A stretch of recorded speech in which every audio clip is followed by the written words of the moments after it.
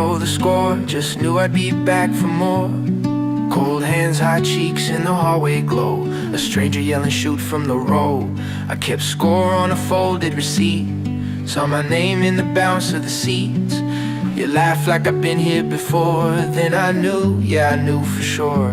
Now my heart runs there every time you call. One small spark turns into it all. I'm back for more, I'm back for more. Same old roar, I'm back for more. You call, I run, you smile, I fall. I'm back for more, through it all.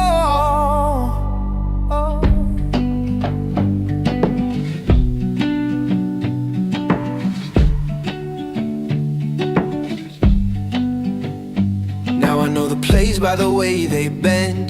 Know the look when the season leans. Got a worn-out jacket on the backseat now, and a secret grin I wear out loud. You still ask why I care this much, like it's just a game, just luck. But I saw my life in that opening tip.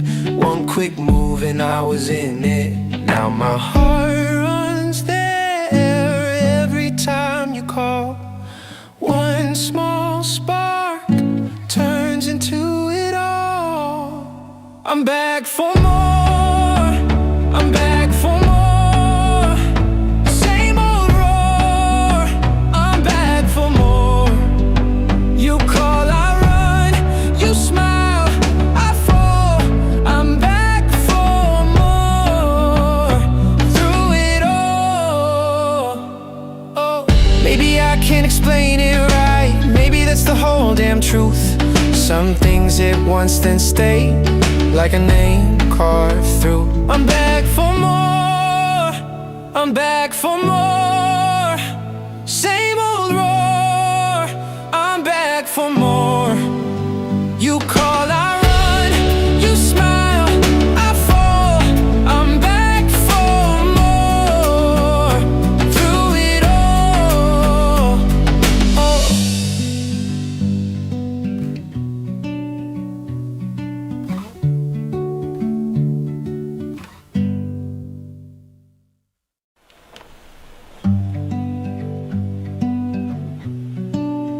You ever try to explain this to someone and they just don't get it? First game I watched, didn't know the score, just knew I'd be back for more. Cold hands, hot cheeks in the hallway glow. A stranger yelling shoot from the row. I kept score on a folded receipt. Saw my name in the bounce of the seats. You laugh like I've been here before. Then I knew, yeah, I knew for sure. Now my heart runs there every time you call. One small spark turns into it all. I'm back for more, I'm back for more. Same old roar, I'm back for more. You call, I run, you smile, I fall. I'm back for more, through it all.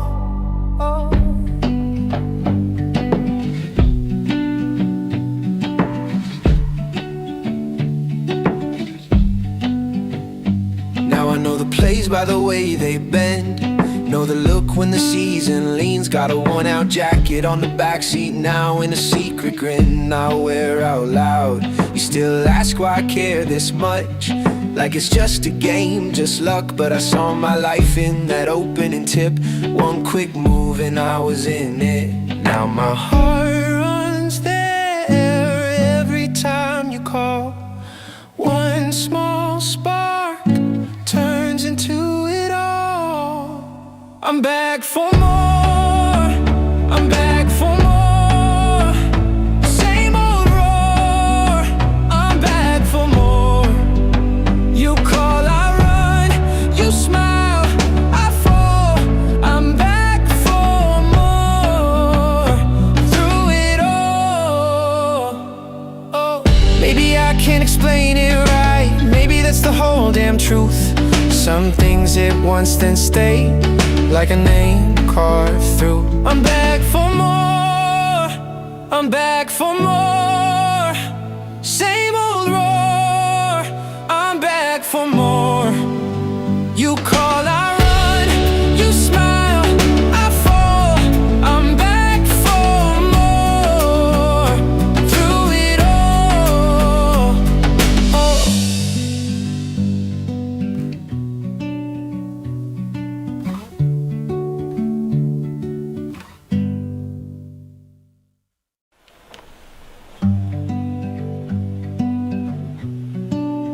You ever try to explain this to someone and they just don't get it? First game I watched, didn't know the score, just knew I'd be back for more.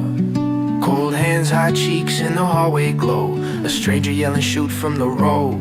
I kept score on a folded receipt, saw my name in the bounce of the seats. You laughed like I've been here before, then I knew, yeah I knew for sure. Now my heart runs there every time you call. One small spark turns into it all. I'm back for more, I'm back for more. Same old roar, I'm back for more. You call, I run, you smile, I fall. I'm back for more, through it all. Oh.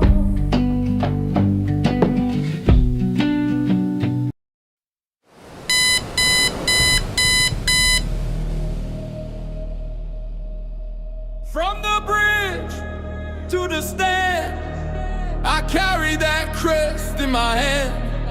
Rain on my shoulders, still I stand. Tell me who wears it like we can. Mud on the boots, heart of gold. Old stories, living in the cold. Every name that the walls still hold. I was born for this, I was told. Hear that roll in the air, feel that fire everywhere. We don't bend, we don't fold. We were cut from that blue gold. Blue till the end, we rise again. We rise again. Blue till the end. Blue till the end. This is our name. This is our skin. When the pressure comes down hard, we don't flinch, we play our part. Every scar on the back says more than 1,000 songs before. From the first whistle to the last, we remember where we came from fast. No throne, no crown, no borrowed fame, just a city calling out that name. Hear that roll in the air, feel that fire everywhere. We don't bend, we don't fold. We were cut from that blue gold. Blue till the end. Blue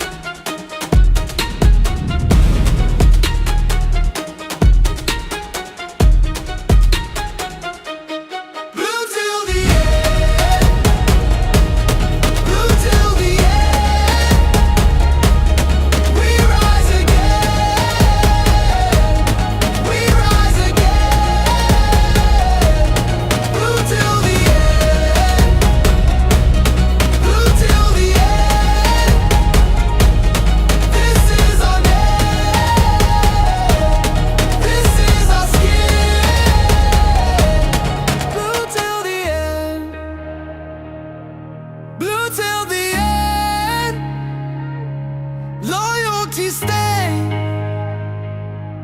even through the storm.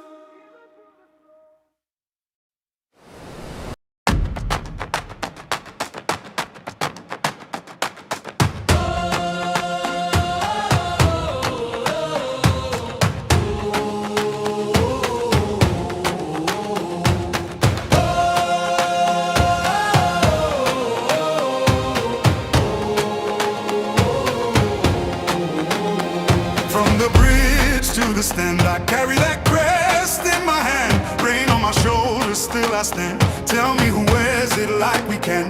Mud on the boots, heart of gold. Those stories living in the cold. Every name that the walls still hold. I was born for this, I was told. Hear that roll in the air, feel that fire everywhere. We don't bend, we don't fold. We were cut from that blue gold. Blue till the end, blue till the end. We rise again, we rise again. Blue till the end, blue till the end. This is our name, this is our skin. When the pressure comes down hard, we don't flinch, we play our part. Every scar on the badge says more than 1,000 songs before. From the first whistle to the last, we remember where we came from fast. No throne, no crown, no borrowed fame, just a city calling out that name. Hear that roll in the air, feel that fire everywhere. We don't bend, we don't fold. We were cut from that blue gold. Blue till the end, blue till the end. We rise again, we rise again. Blue till the end, blue till the end. This is our name, this is our skin. Let the whole ground shake, let the whole world know. We don't chase a moment, we are the home. Hands up high, voice up loud. Same old pride, same crowd. Blue till the end, blue till the end. We rise again, we rise again. Blue till the end, blue till the end. This is our name, this is our skin.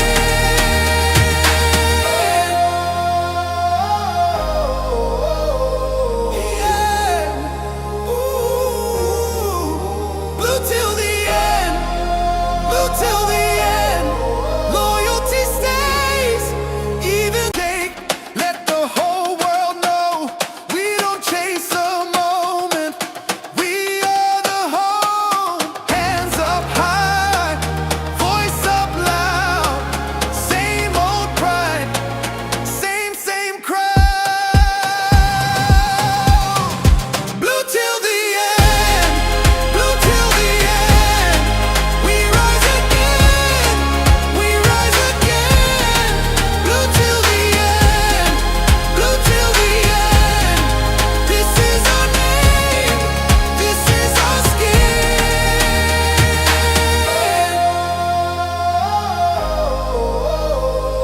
Yeah. Ooh. Blue till the end, blue till the end. Loyalty stays even through the storm.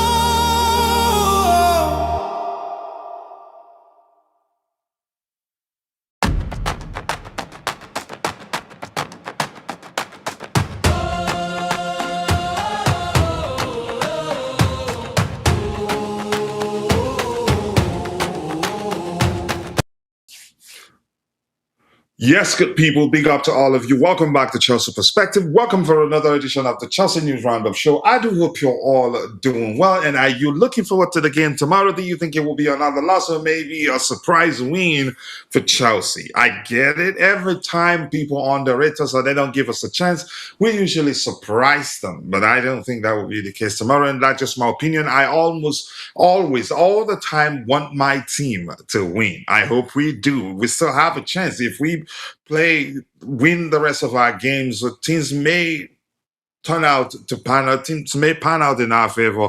But that's by the way. I'm going to say hello to those of you already in the chat. And we have two things today, a mashup of news news hunting, and then the match preview exercise proper, which will include the Chelsea predicted lineup show. And if we have enough time, we will do the combined 11. I think that'd be a lot of fun, but we didn't have that in the title, which means it's not going to, the show will not attract a lot of Liverpool fans. But before we continue, once again, my name is Coachila. Ladies and gentlemen, if you haven't, please take a second, drop a like on the video, and also do subscribe to the channel if you haven't, as we get closer and closer to 30K subscribers. And the promise is that the moment we get there, we will do a giveaway of Chelsea kit, custom Chelsea kit with your name written on the back. So yeah, let's see. Excuse me, I have a bit of a cold here, but yeah, I'm fine. All right, what do we have here? First person, okay, that's Mod Mana begging for likes. Yes, we still do beg for likes. And then we have, okay, I'm here now with facts and truth only. I like you. I know you're an Arsenal fan. I think, yeah, that's the correct person. Gary Sidhu 007, respect to you. I appreciate you. And make sure you check out our other channel, Soccer Perspective, where we cover everything about football, not specific to one specific, not specific to a particular club, but all football clubs and countries. Let's see. Gary, welcome. Modman is saying hello to you. Who else is here? And Kinetic Chelsea FC or Kinetic. I'm not sure how to pronounce that correctly, but nice to see you. These owners are going to sell up if they hire Silva. I don't think they're hiring Silva. I think if anybody is on the list for more like, I think what you'd call smoke screen, it'd be him. I don't think they're gonna hire him. I think they probably know what we know. He's had opportunities to prove that he is capable of becoming an elite manager, but just couldn't break through that ceiling. I followed him long enough to know that that's the case. That's not me saying that certainly that's the case, but for what I know, I think it'd be just justifiable to say such about Marco Silva. Chances are he'd get the opportunity and blow everybody away, but I don't think he gets a job, and that's my opinion anyway. And chances are the person that will end up getting the job isn't being mentioned at all right now. Yeah, we've been there before. All right, up big to you too, Ty. Nice to see you. Thank you for finding the time to join the conversation. Big up to you too, Damwana. Yeah, Keke Ibro, my bro. I told you the other day I could sing an Hausa song, and I don't know if you're Hausa or not, but yeah, not all Hausas go by the name Ibrahim, but yeah, I do speak Hausa and can sing a song in Hausa. My favorite song growing up, but I don't want to sing it without you telling me, okay, coach, sing it. I see you're having a go at Mod Mana or a conversation. I honestly do not know. Big up to you too, Ibro, my bro. Not looking forward to tomorrow's game. If we win, I will come onto the show and admit I was wrong. Say, now I feel like you could say calling my pastor and promising the church a lot of money to pray that Chelsea wins tomorrow because I want to have you on the panel. But Houston, joke aside, I'm looking forward to it just because, yeah, we're playing. Not necessarily because I expect too much, but it's that sort of game. I'm just like you. If we win, I'll take it. If we lose, I'm not going to be too pained. I'm not going to be happy because it'd be embarrassing. That'd be how many Premier League losses in a row, which is record. It'd be a record. Yeah, it's already record breaking losses in the Premier League season since what year was that was mentioned? I can't quite remember. But yeah, I will still watch the game. If we win, good. If we lose, I'm not going to be too pained. I've tuned out. If we end up qualifying for the Champions League, and if Aston Villa, if they go on to win the Europa League and finish fifth, I will celebrate it, honestly. Going to the extent of actually doing a giveaway. But nice to have you here, my bro. Hello, I'm back now. Sorry, I got caught. No problem. You're just have fun. You hear your opinion matters. Choma, where have you been?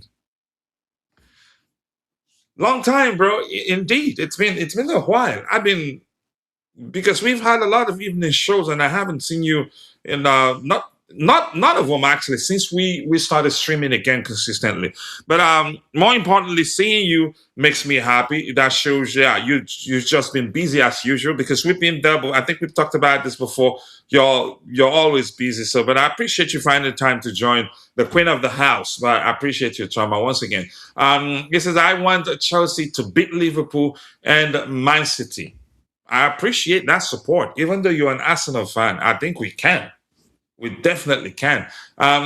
So Chelsea is getting linked with Xabi Alonso. It's looking more and more like it's going to be him, and I want us to hire him. But I think if he's waiting for the Liverpool job, I don't think we'll be able to get him to agree to join us. And I think if we beat Liverpool at home, on their carpet, then chances of him joining us will reduce significantly, in my opinion, because I think that the Liverpool fans they'd start calling for the head of Arne Slot.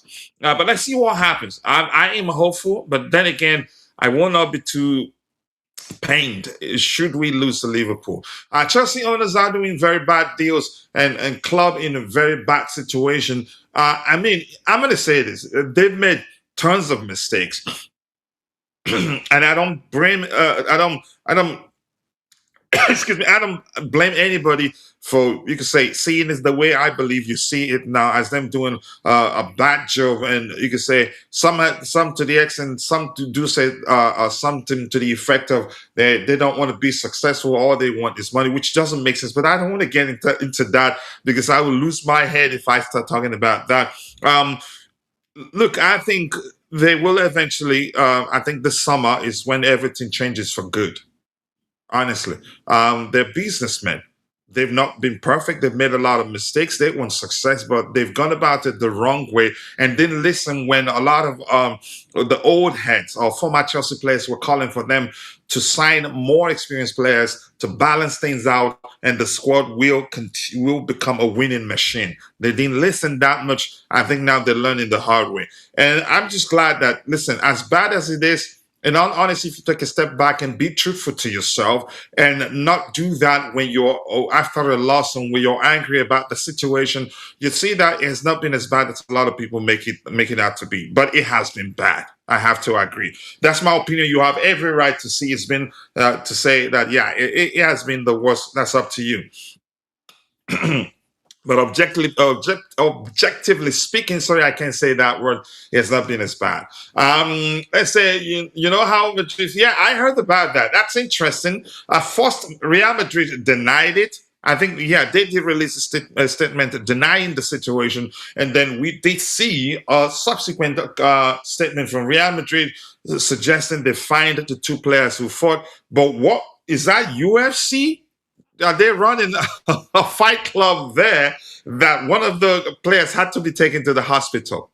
That shocked me when I had that. But yeah, pictures circulating online, although one cannot tell which ones are fabricated or which ones are the truth. So let me not get into that. You should be focusing on the UFO files release.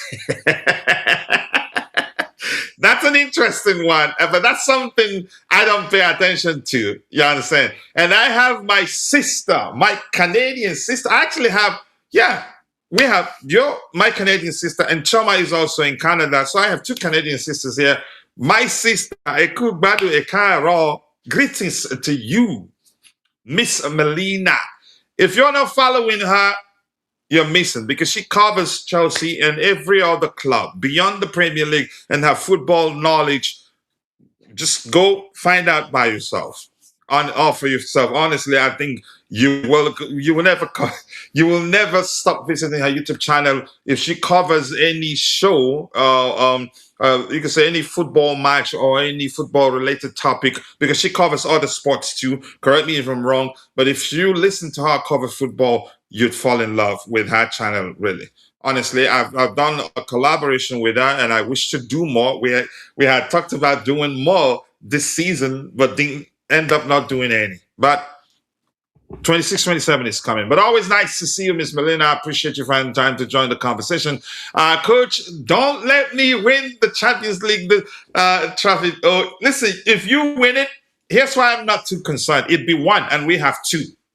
So the banter will still go on. Yeah, if you win it, that will be your first, and we have two. And plus, we've won every trophy there is to win, club level. And we're the current world champions. So it won't change the script. It still be the same thing. That doesn't mean you're the biggest club in London. No, it cannot be.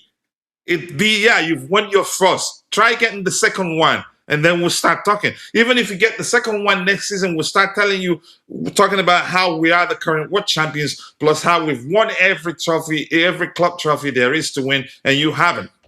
Actually won half of it, half of that. So yeah, don't worry about it. But I'm concerned. But as I told people the last time we discussed the Champions League final, I said in one of the two teams between Arsenal and Atletico Madrid that makes it to the final will most likely win that trophy, especially Arsenal. Look, I get it. PSG, Bayern, both excellent attacking football, but they're horrible defensively, and not necessarily because they have bad defenders, but down to their approach. You will almost every team that plays against them will almost always get opportunities to score plenty of goals. And if you take your chances and defend very well, you'd beat them on any given day. And Arsenal is one team that's capable of doing that. Excellent defensively, excellent, even more excellent on the break. Yeah, PSG, the last time they beat Arsenal, I think it'd be accurate to say they were lucky to have gotten away with that result. So Arsenal are more likely to win the Champions League than Paris Saint-Germain. I hope not, but I'm just being truthful here because, yeah, if you understand football, I think you'll understand what I've explained right now. All right, best of luck in your match away at Anfield. I hope we win. I'm not looking forward to it because I believe we're capable of beating them. Can we beat them? We can, because you just cannot script football. The game is played over 90 minutes plus added time, sometimes extra time when it's a cup game and a knockout stage. And then, yeah, but mostly overall, the game is played over 90 minutes plus added time. You just cannot script it. And that's why we have what is called underdogs. So you never know. I'm just going to watch it because I'm a Chelsea fan. I get it. Mathematically, there's still that possibility of us, finishing sixth and be part and get a chance to be part of the next edition of the Champions League. But I don't believe it's possible, and it's an opinion. It's not a fact because mathematically it's still possible. Why didn't they get Liam Delap? Who? He has more yellow cards than goals. I don't want to talk about the lab. People do have the right to question why we signed him and to say that you can say the most I say that he's failed at Chelsea, but I think the more accurate language would be that it hasn't worked out. I don't think he's a bad footballer. He's still raw. He was always going to need time. But the fact that he's had a series of injuries, one occasion he was ill, and the managerial changes, these are factors you should consider when considering how well a player is doing at the club, really. And if you take your time to look at the minutes he's played so far, to the ratio of goals and assists total that he has, not that bad, really. Yeah. But that's by the way. All right. My bro here says, I don't actually think they get it. If they get it in PR sense, if they truly get it, they don't need any more PR briefings. Just sign Alonso for summer takeover. Here's the thing. I'm not one of those that everything I see during certain situations, I say, yeah, this is PR or that. I don't do that. But I understand where you're coming from. Chances are they are indeed sponsoring those news or maybe reports out there to try to calm things down a bit. It's a possibility because, yeah, entities or business entities do that. But I'm not that sort of person that, given the situation, I'll see a particular report and go, yeah, that's definitely a PR or briefing, like a lot of people like to call it. The truth remains, there are Twitter Junos out there that are exploiting, I think it'd be accurate to say, have vulnerabilities at Chelsea fans, or they're exploiting the situation. They know what to say to get the clicks from us, to drive us nuts. They know that. Because if you look at a lot of things we've heard during transfer windows or during managerial search, we've heard that there was one Argentine manager at the time. I thought he was on the verge of becoming our manager. It turned out he was. Yeah, it turns out at the time that he was absolute boohoo. Yeah, there are just, if you take a you just do you can say, take a look back yourself. You see, we've had a lot of nonsense that we thought that we're actually looking at, what's his name, Walter Madi. At some point I thought we were on the verge of signing a Kitike. It turns out at the time, all lies. So that's why I don't want to waste my time trying to figure out what's a brief, what's a PR, and all that nonsense. For me, I don't. It doesn't move me. The situation is what it is, and I've looked at it, and I try to discuss them objectively, and not try to let them, you could say, influence how I speak to the audience. Because my job is to try to be as objective as possible. But I get your point. Yeah, if that's your thing, knock yourself out, bro. These athletes also needed to focus on UFA files release as well. They might as well. They might actually be in trouble.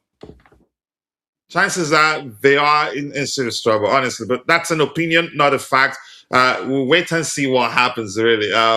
Yeah, I was looking for this guy here. All right, let's see. What else we have here? Keep dropping the likes on the stream, people. The likes do go a long way. 5 likes, but we should be doing a lot better than that. It says here, Arteta are going to rule the Premier League now. Pep is old now. David Moyes almost met Pep. A cry. 3-3 draw. Dropped 2 points. I think I'd say that was Guehi's fault. I never trusted him as a ball playing defender. He's always had that in him. Although he looked good since joining City, but that proves that that's not quite his game. Yeah. We should play Harlem football too. I think we can. Sometimes it gets you the win. And Harlem football, aka, you could call that being pragmatic. Sometimes when you play against teams that are much better than you, if you're good on the break, I think it does work sometimes to soak up all the pressure, lure them out, because they're going to come at you if you defend deep, and then, exploit spaces, which I believe that's how Arsenal are actually going to win the final. Yeah. They're going to defend resolutely and then get chances on the break and then put the chances away. I don't think PSG wins this final.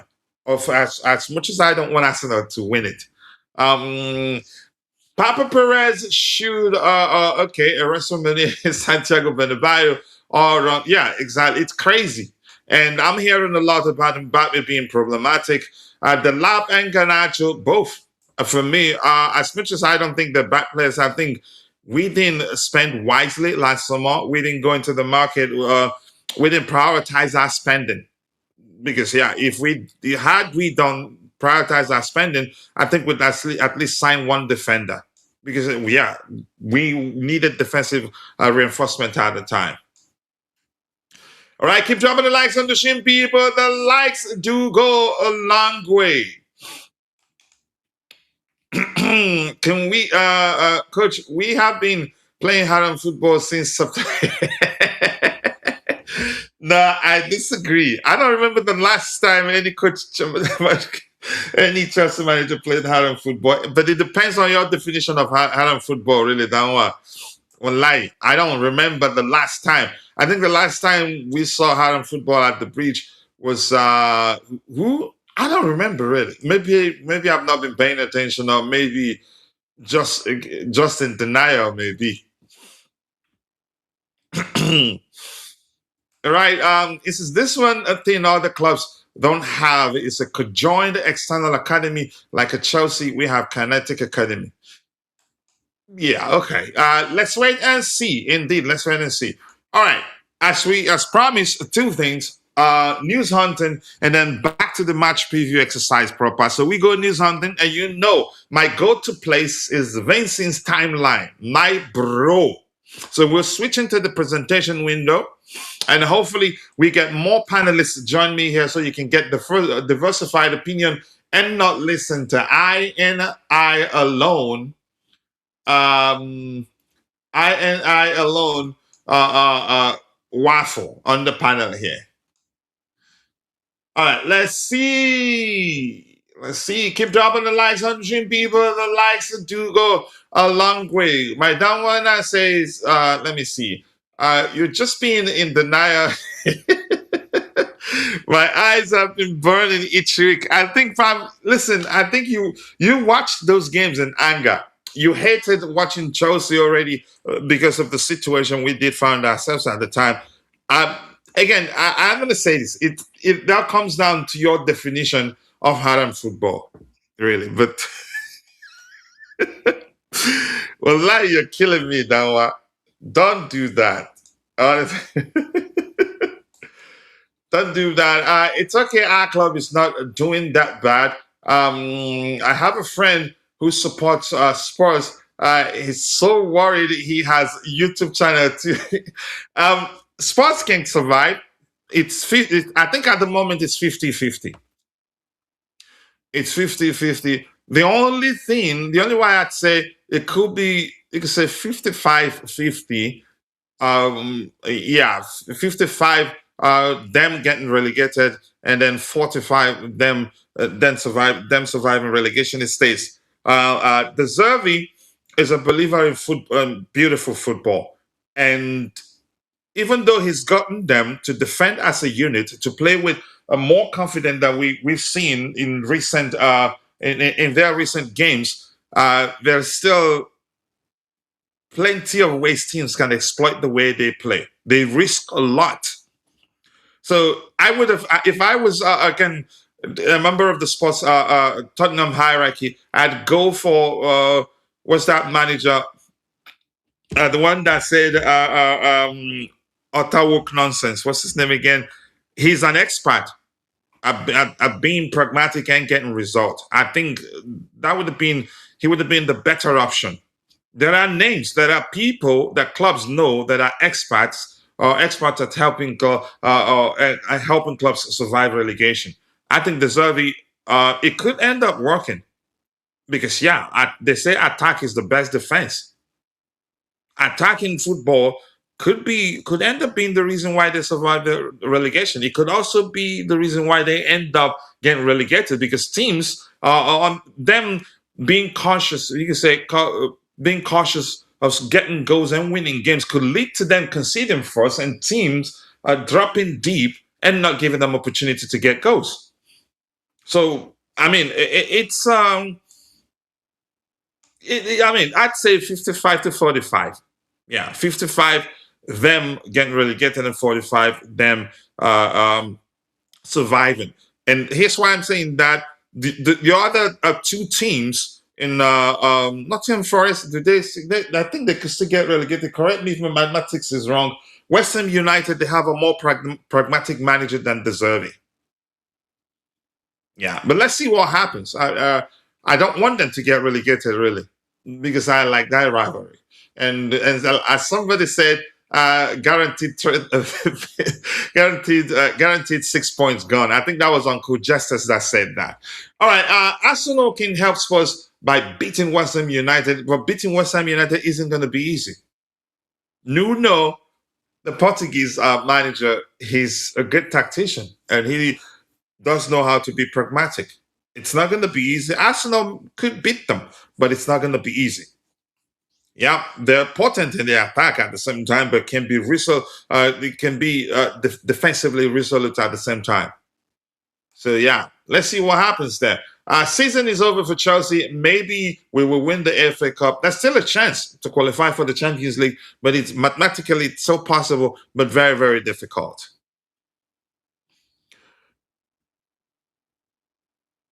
Yeah, they can. They can. I hope they survive. Forget the 3 points joke. I don't like it when such teams get relegated, even though I hate them. I would like them to stay in the Premier League, yeah, so that we can continue the rivalry and end the banter. All right, let's see. The first item here, Callum McFarlane speaking on Reece James and Colwell.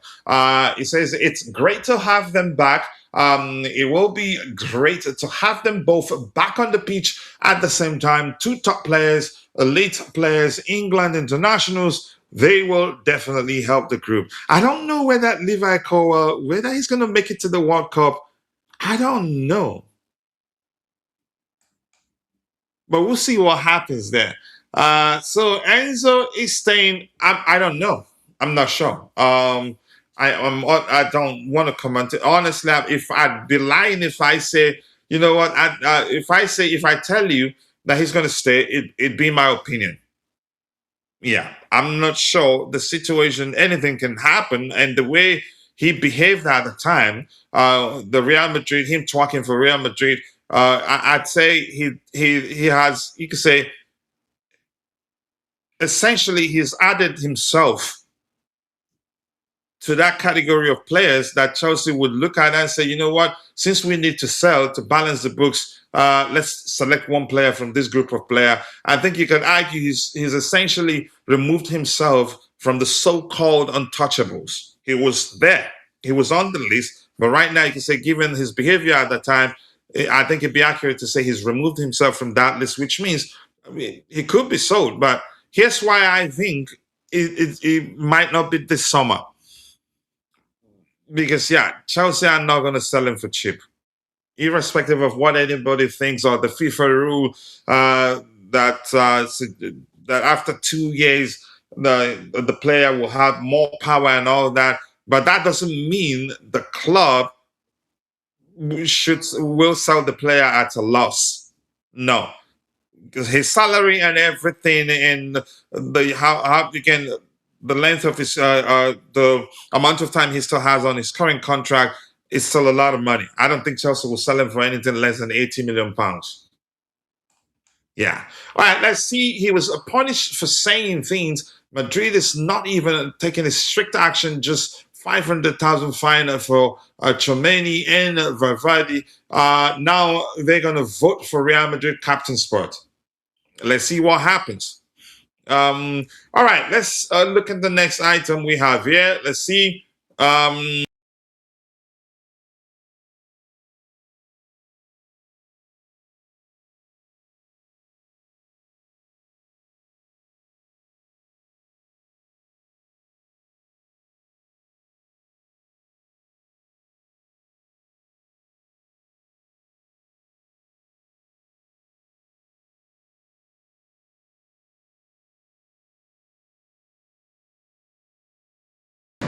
Yeah, sorry guys. Yeah, my daughter is around, and she this office is not like the Las Vegas one. She sees I'm in here, wanted to come here.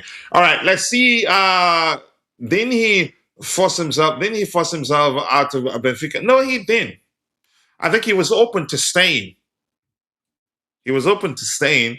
I think what people usually reference was that even after Chelsea had opened talks with Benfica, he played a game a few weeks later and kissed the badge. And then it wasn't long, he left Benfica for Chelsea. So he was open to staying. Yeah. So let's see. I will accept Enzo leaving if Chomeni was Chomeni an awful replacement for Enzo. I'm not saying Chomeni is bad, but Chomeni isn't like for like, wouldn't be a good. Say for me, he's a different sort of player. He cannot measure Enzo Fernandez's vision, passing range. He cannot, but defensively, he's a much better player. He's a much reliable player from a defensive perspective. But in terms of you could say creating for teammates, vision, dictating the pace of the game, beating the press, Chomeni doesn't measure Enzo Fernandez. He's not even close.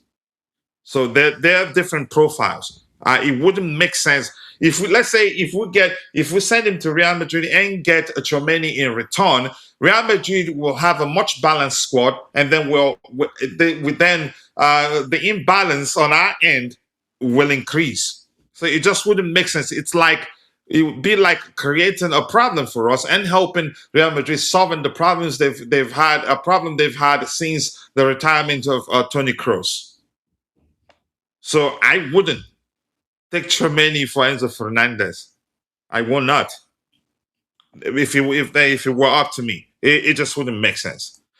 All right, let's see. What else do we have here? Cole Palmer is being lame as well. A penalty miss. Why he's not performing well? You think protests are affecting players mentally?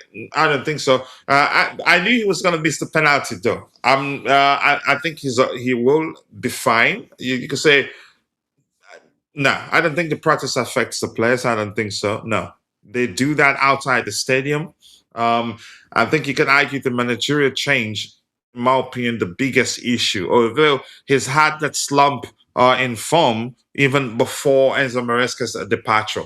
I think he's nursing some injury. I don't know. I'm not a doctor and I don't work for the club and not too sure. That is just me. I mean, all we can do is just speculate. Yeah, so I'm not too sure. Ebro says, I think we will have the coach situation completed this weekend. The club knows we need good news and maybe a week of Xavi's training before. Nah, it's not going to happen. Whoever we hire will not take over until preseason. Even if we wrap it up now, that person might just visit the training ground just to say hello to the players. But here's how I'd phrase it. They might be eager to get the process completed on time. The good news aspect of your comment, that's one, and also to help facilitate the signing of the players we want to sign come summer transfer window, because some players will be paying attention to the manager you have before signing a contract with you. So, and they've said already that they want the process completed before the summer transfer window, so that the manager will be part of the process of signing new players or recruitment process.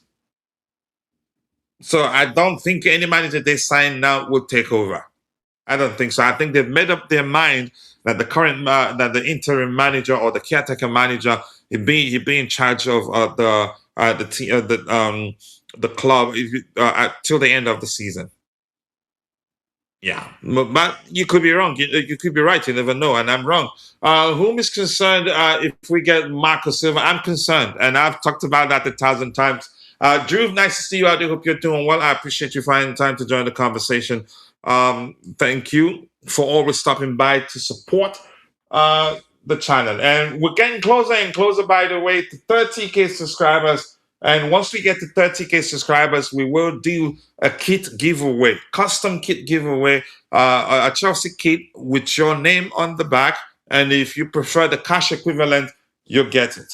And I'd rather give my fellow Africans, if an African wins it, I'd rather give that person the cash equivalent, because I know how bad things are there. But we have 13 likes and we should be doing a lot. 7 likes, actually. We should be doing a lot better than that. If you haven't, please take a second, drop a like on the video, and also do subscribe to the channel if you haven't. Sincerely, do appreciate that.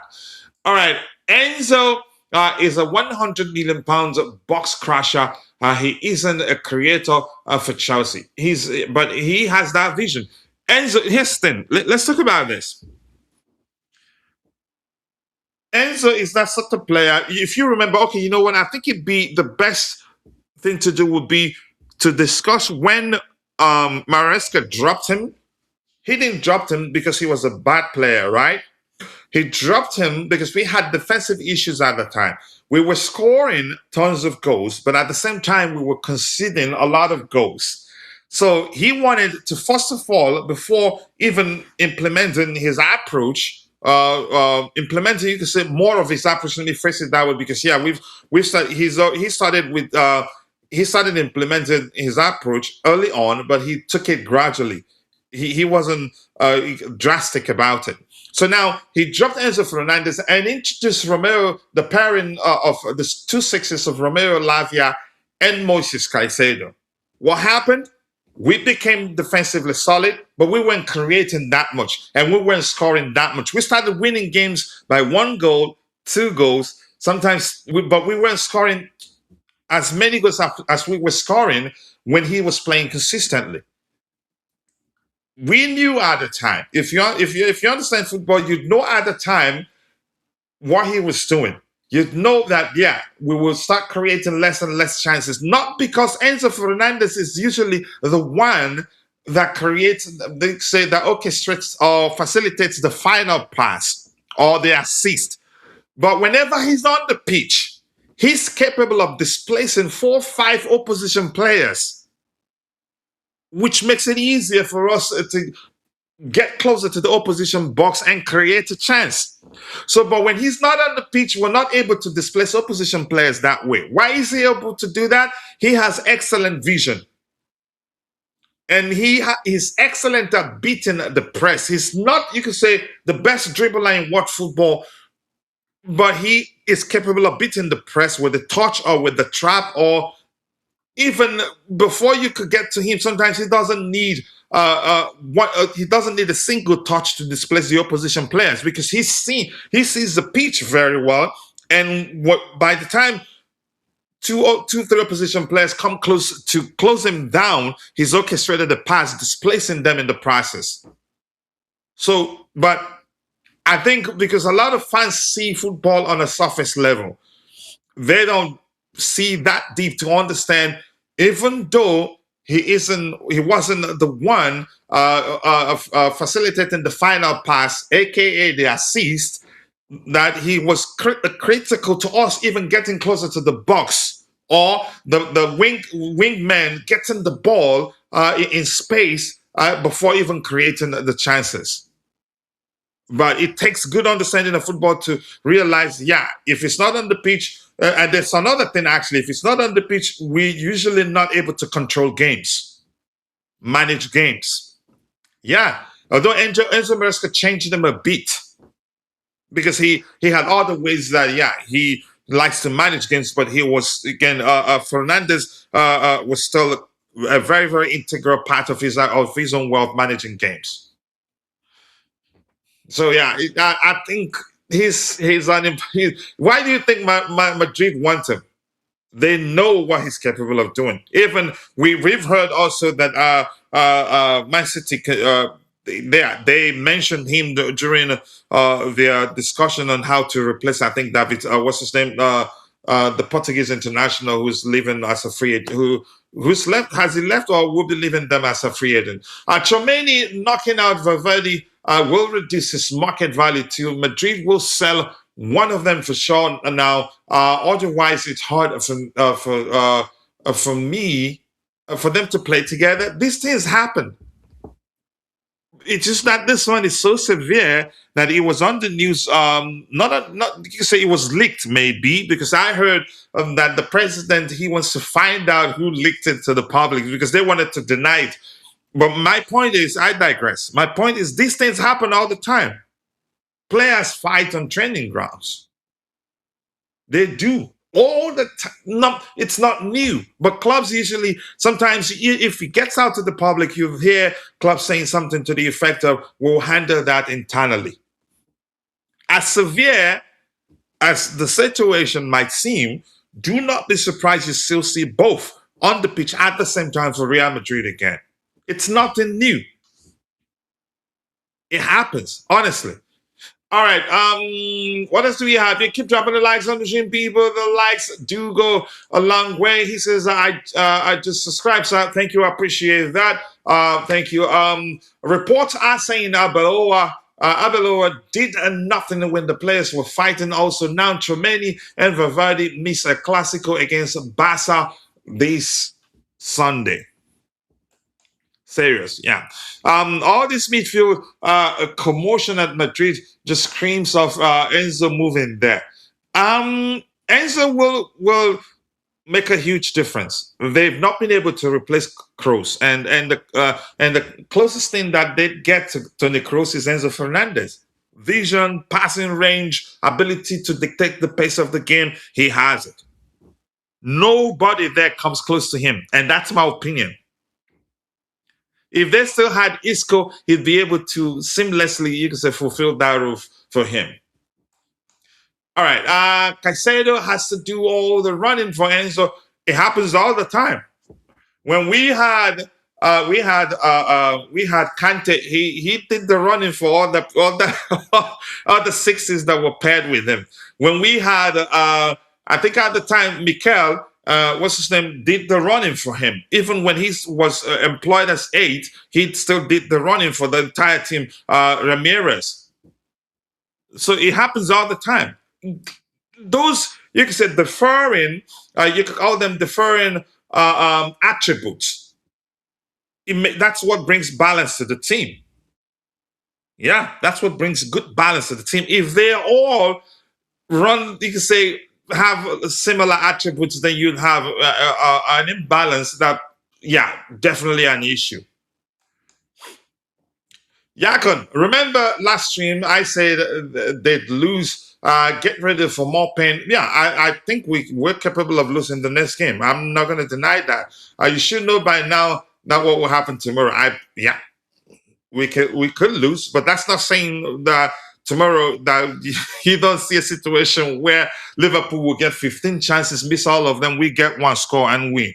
That is football. It happens.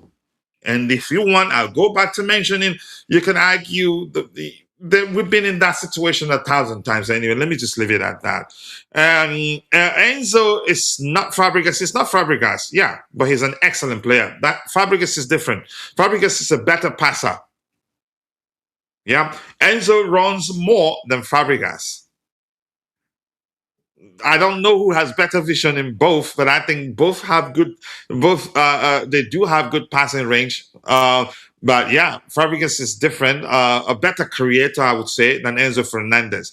Enzo Fernandez is more like Enzo Fernandez. You could a deep line, traditionally a deep line playmaker. You could say a hybrid of 6 and 8. I wouldn't say Fabregas that, and he's playing this, and he was a hybrid of 8 and 6. It depends on who you ask. So they're different. I'm not comparing them. I wouldn't even make that mistake. But what they have in common, they both have excellent vision. Yakon, he says, "Are you a bad guy? Why do you want Xabi Alonso to fail?" Who said that? Who wants Xabi Alonso to fail? Who said that, Yakon? I want to know. Chelsea owners will get a yes man only. Chelsea playing is decided by owners, not managed. That's a lie. That's why results are shameful. That's a lie. I love you, bro, but I will never agree to owners deciding 11s. I don't agree to that. I think those are the things because of the situation we've found ourselves in. People, you can say, make up that, you can say, fabricate such narrative, and it takes off because it's, to some extent, it's believable given the way things have been going. But I disagree. For me, I don't mean to disrespect you. I respect your opinion, but I say no. What? No.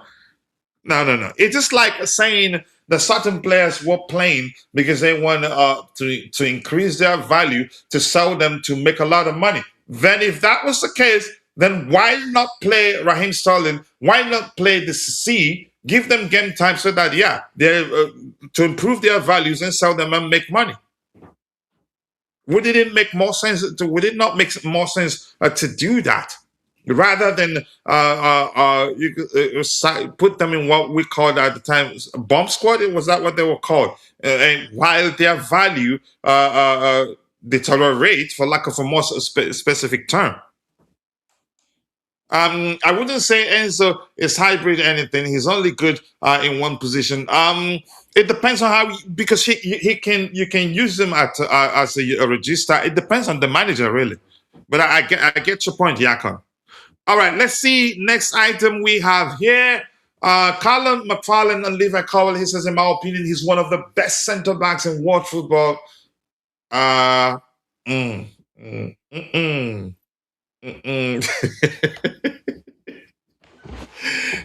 though I think he's good, I don't think it'd be accurate to say he's Jesus Christ. What did I just read?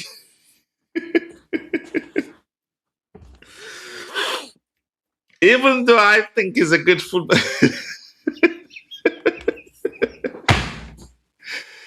Really?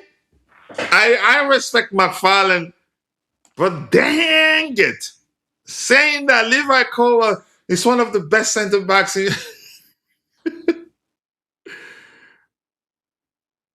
world football. For me, Levi is a complete footballer. Whatever you need a center back to do, he can do it in possession and out of possession. Come on, but not. Don't. I'm sorry. I like Levi, but dang it, he's not even close. Maybe he has the potential to someday get to that level, but he isn't anything close to one of the best center backs in world football. Jesus Christ.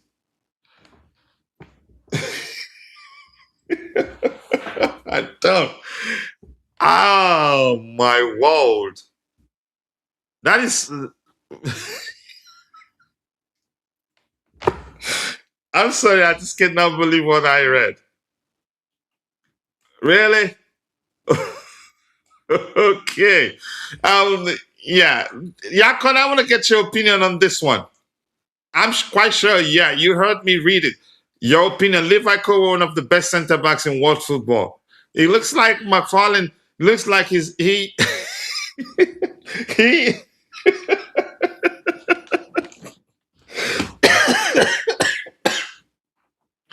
Jesus Christ. It looks like he's worse than Rosinha. What the heck did I just read? No. I'm crying, really. Okay, God forgive me. All right. All right, let's see. What else do we have? Yeah, keep dropping the likes on the stream, people. The likes to go along with. Managers ask for their players, but Chelsea owners buy whoever. I still disagree on that one. Managers are almost always part of the conversation on who the club signs. Let's say the club says they want a center back, then the club will say, okay, we did a research. Can you what about this center back or the other center back? And I think Mauricio Pochettino, in his recent interview, debunked that, where he said the only players he wasn't part of the signing was the players that the club had already signed before he became the club's manager. But after he joined, he was part of the plans. He was part of a huge part of all the signings we made after he joined. So if we bring up the argument whether at some point the manager wanted a certain player and the club couldn't get it for him, that's a different argument altogether. But I get your point there. Chimera, go back to where you came from. I've been hosting shows in peace and dealing with only what's his name, Vic, and now you're back, right? Go away. All right.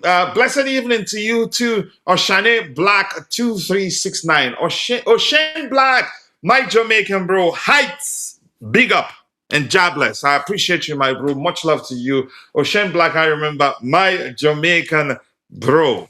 Much love to you. O'Shane says, O'Shane here from Jamaica, as usual, the match starts tomorrow at 6 p.m. your time. Okay, for me, and even though I promised not to watch any more match for the rest of the season, I will watch it. I think it's actually easier to watch such games because you've tuned out. No emotions attached. You're not expecting us to beat them and be guaranteed a place in the top 5, which is still mathematically possible, by the way, but very difficult. So, yeah, I'm looking forward to it because my club is playing. Not necessarily, but if we lose, I'm not going to be happy, but not too pained as usual. I've tuned out. I'm just waiting for who will become our next manager. Yeah. Let's see. Haters Paradise Party at the bridge. Chimera, go ahead, knock yourself out, but nice to see you, my bro. Let's see. My bro is in the house. I know it's late for you, but yeah, the beautiful game. Always nice to see you, my bro. I think I should pop the fireworks for you. My bro that I love so much. Whenever he has time, he stops by to say hello. And yeah, let's go for the fireworks for my bro that I love. There you go.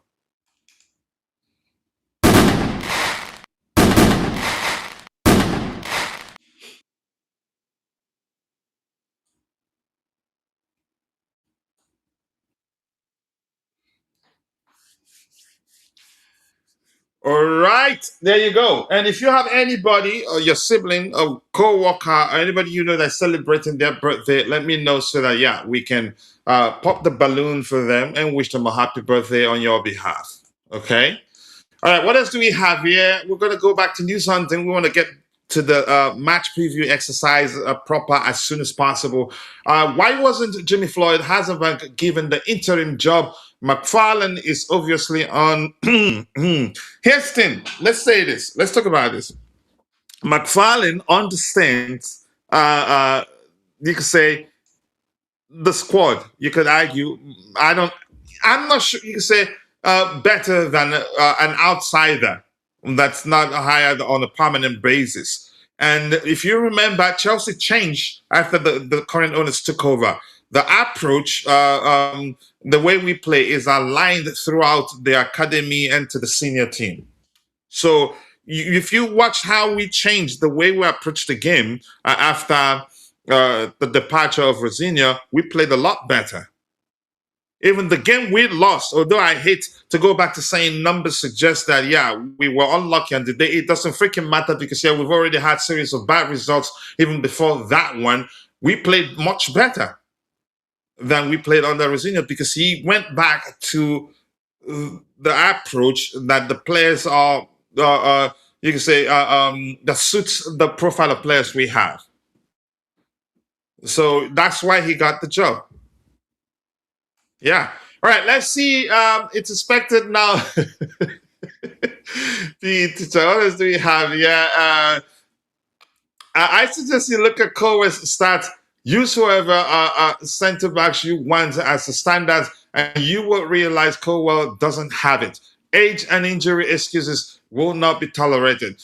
Here's the thing. The reason why I wanted your opinion, I know you don't mince words when you talk about this type of thing, but it was just funny to hear McFarlane saying that Colwell is one of the best centre backs in world football. I think Colwell is you can say he's an excellent ball playing defender, and he has actually the passing range of some midfielders will be jealous of. But as a defender, he still has to improve his positioning. I don't think he's actually good enough aerially. He still has a long way to go. So I'm shocked at McFarlane saying he's one of the best centre backs in world football. That's unbelievable. Really. He's just an excellent, for me, at the moment, he's just an excellent ball playing defender. He still has a lot of improvements to do. And I hope he comes back and at least he's able, whenever he gets a chance to play for us again, he's able to measure at least the level he should before he got injured. And then we take it from there and expect him to improve. Because he hit that level at the time, wasn't even perfect at defending, but was pivotal to the way Maresca wanted to play because of his vision, passing range vision, and you can say overall football and ability, not necessarily from the defensive perspective, in my opinion. He hit that level and was excellent at fulfilling his role within the system at the time. But let's see what happens. I wouldn't go saying he's one of the best centre backs in world football. I hope his head doesn't explode before he wakes up the next morning. I could not believe that. Chimera says, "Can we talk about the I said the Parma sexuals? I think it's time we looked at upgrades. No. I think you look, Chimera. You sound like a bad person. Honestly, you sound like a very, very bad person." Even though I love you, bro, but Jesus Christ, why would you give up on him? Because yeah, he's performed poorly of late. But Palmer is still Palmer. He still has it in him. I think, as I've said before, I think he's most likely nursing an injury. He's not, fully well he's not a bad player. But I think the club and the players on the pitch, they should know better than allowing him take that penalty. Even I knew he was going to miss it. My 6-year-old son knew he was going to miss it and did say he was going to miss it because he was clear. He didn't look confident. But I digress. My point is, he's just in a poor, you can say, going through a phase right now. He will bounce back. And believe me, should we decide to move him on in the summer, but I'm glad we said no, we're not looking to do that. Should we decide to move him on in the summer, I think it will be one of the sales we will look back and regret. Nothing will come close to it. You just need to give him time. And I'm just happy that his head hasn't turned. He still want to be part of it. But I think even he should know better than taking that penalty at the time. I think we've had a similar situation where, who was that player that was in such a poor form that at some point when he was presented with an opportunity to take a penalty, he refused and had his teammates take it because he knew at the time he wasn't really doing well, even though he was good at it. Was it Jorginho that at some point missed a few penalties? And who was that?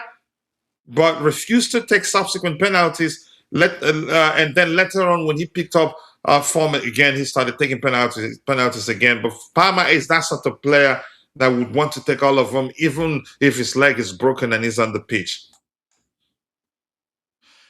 All right, let's see. McFarlane believes the. I don't want to start arguing with you. I think the lap is there. There are.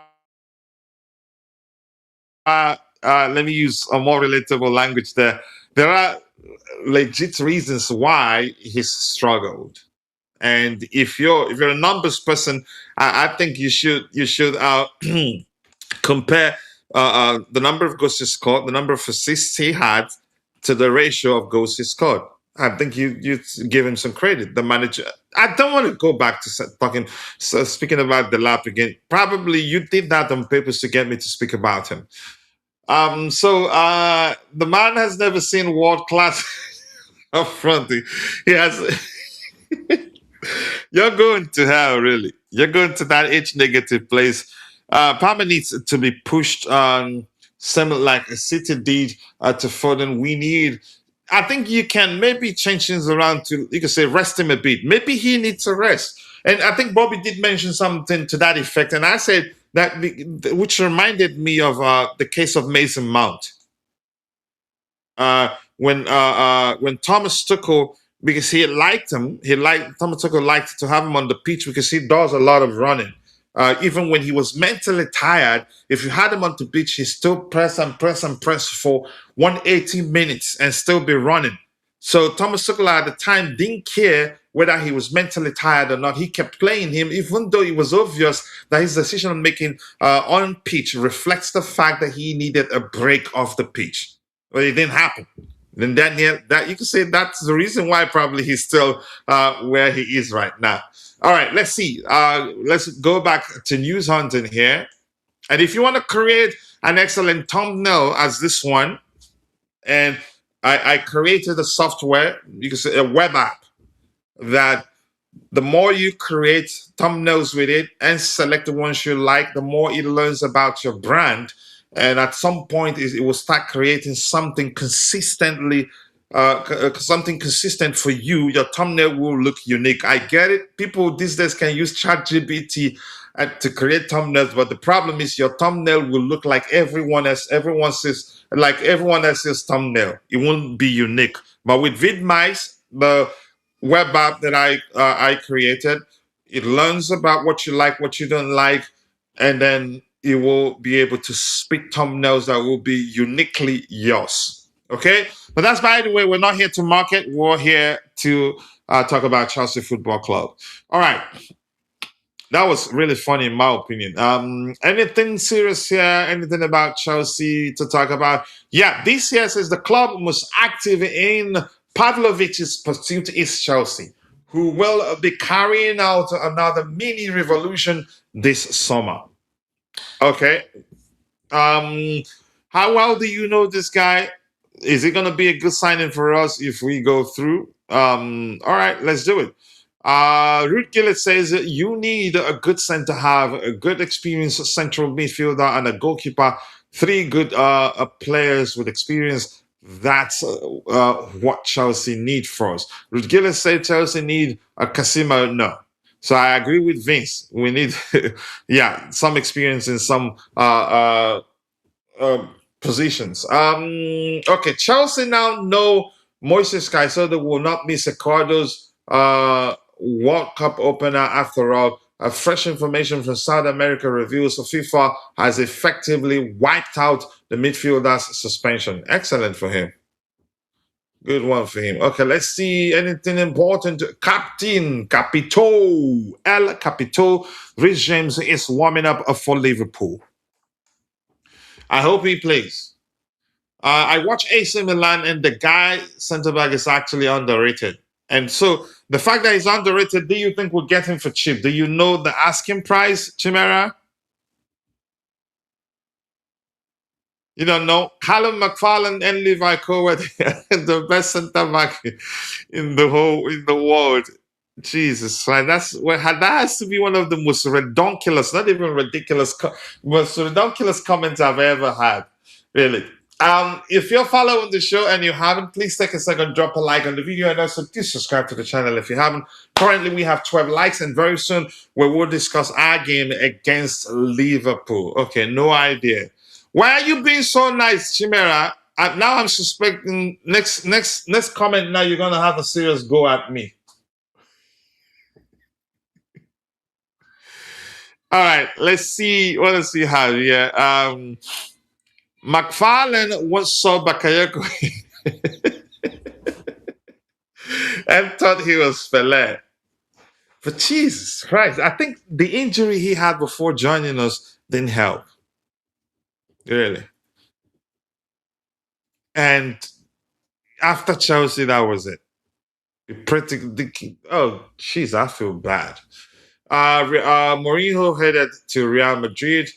What else? Anything interesting here? I'm looking for something about that suggests Xabi Alonso that he's leading the race to become Chelsea's next manager, and that makes me happy. And I think I skipped something here that's critical to why I believe that. This says Crystal Palace actively pursuing Andoni Iraola to become their next head coach, and there's a subsequent report that says something to the effect of him open to joining Crystal Palace because they've tabled an attractive offer for him.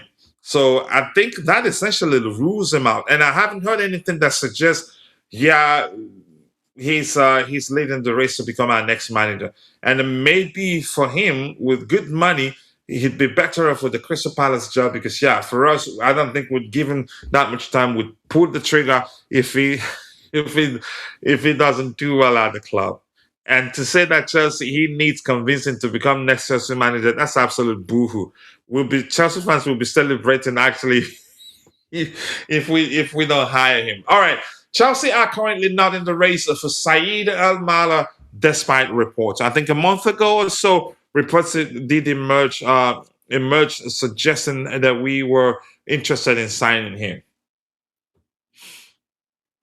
I'm looking for the Xabi Alonso news. Did I skip it? I don't remember skipping it. Let me see. Chelsea have been characterized as a crackpot club. Yeah, Papa there. Idiots. All right, I don't know why they are looking at counterattacks when we desperately need a striker, center back, so to speak, when we desperately need a striker, goalie, and backup attacking wingers. Do we really need a striker? Emera is coming, and I think it's good enough. I don't know why a lot of Chelsea fans don't rate Emera. I think he's good, but that's not me saying if we can sign a much better striker and send Emera on loan elsewhere, that I wouldn't support that. I would. But I think we should prioritize signing one or two CBs, and then sign players for the left hand side. Yeah. I think we should sign players for the left hand side, one or two CBs. I think in the central area, I think we'll be all right.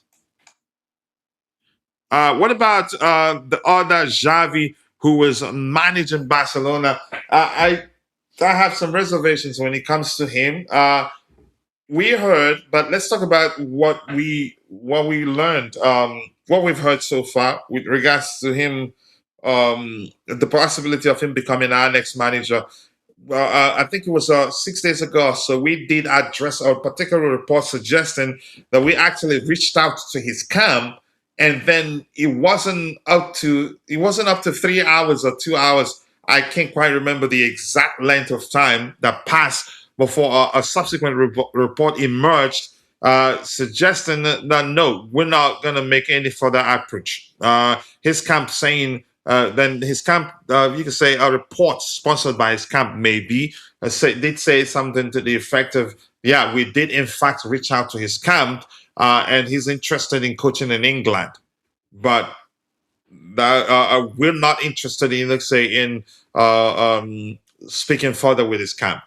So for me, that essentially rules him out. And that's a Fabregas. I don't count him. He's essentially ruled himself out by mentioning how he's not in a hurry to leave Como. And it's important to also know that he's a co-owner. Even if his percentage is 0.5, it's still something. And he's done well there. I think it'd be a huge risk for him to take the Chelsea job. He needs more experience. If we hire Fabregas today, I think we'll be taking a much higher risk than we took when we hired Rosinha and Graham Potter, because those before we hired them were more experienced than Fabregas is right now. So, and the club, they've said, yeah, they don't want to take such risks anymore. All right, Vic is in the house. I'm going to say this. Here's the thing.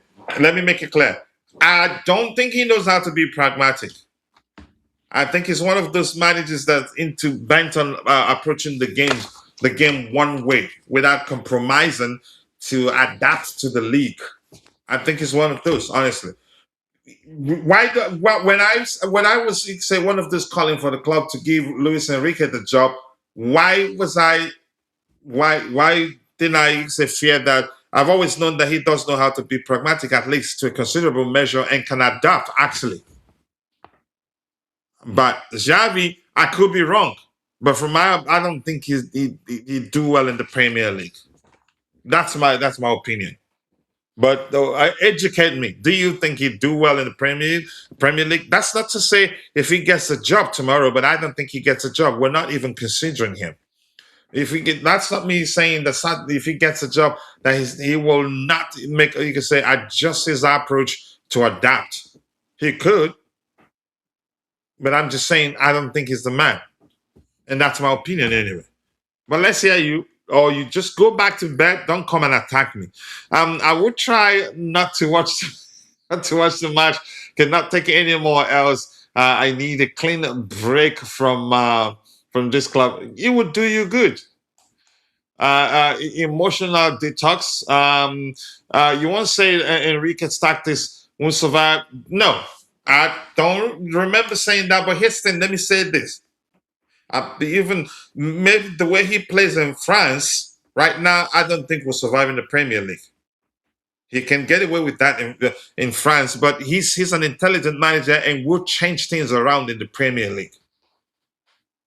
Yeah. Do they know how to defend set piece? In the Premier League, they will consider a lot if he doesn't change. Even Pep had to apply some measure of pragmatism to his approach. You could argue pragmatism in the sense that he started signing more physical players, taller players. Yeah. So I'm not saying but Enrique, he's a smart manager that had he gotten the Chelsea job, I think he'd tweak his approach to adapt. It's really that simple. But Xabi for Hernandez, right? I don't think that's my opinion. I'm not saying for certain that would be the case. It's hard to tell if all these coaches will succeed at Chelsea. I think I agree, because irrespective of how good the manager is, it's no guarantee. They all carry some measure of risk. But sometimes, given the pedigree of certain managers, I think fans would rather we go for those with who's been there, more experience, won a lot of stuff. They'd be more confident, and have they'd have more belief in them than and it can be all out to support them, and I think that makes a difference. Yeah, let's see. So Vic says Xavi Alonso is fundamentally a pragmatist when it comes to the how. He doesn't believe in possession for the sake of possession. Yep, and I like that. He tells it. He's set up to neutralize the opposition. Sometimes bait them specific threats, and they win a lot of. You can say a lot of touches in the opposition half. I can't believe I'm agreeing with you. That's excellent there. And I don't want to applaud you, really.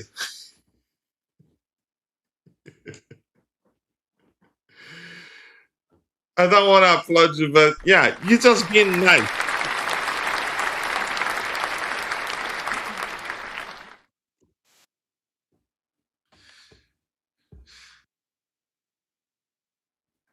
You're just being nice, really.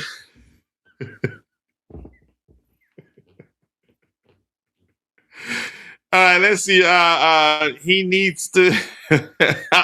Can you stop?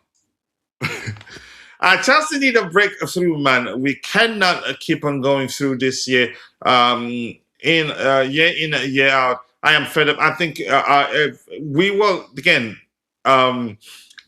There's light, definitely light at the end of the tunnel.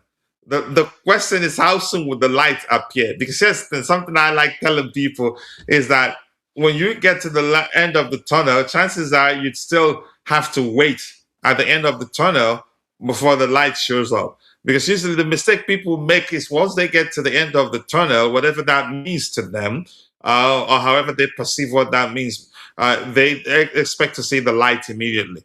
We're actually, Houston, we're actually a few signs away to be much, much better and to be doing much better than we've done. Had we gone into the market, had we spent wisely last summer, I think we'd be much better placed in the table right now, really. Because I'm going to say this, I say it every day, and that's because it's a fact. If you look at all the games we've lost, right now, I think it'd be accurate to say at least up to 80% of them were down to a bad defensive line. And that's my opinion. I'd say, yeah, in a good way. You've practically explained it in your approach. They don't you can say keep possession for the sake of it. All right. Thank you, Modman. I take over. Slug it out with him.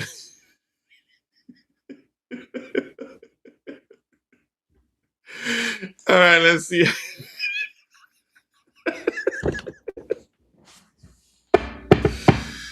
All right. Enrique's tactics would definitely if he has to change. He has to change his approach.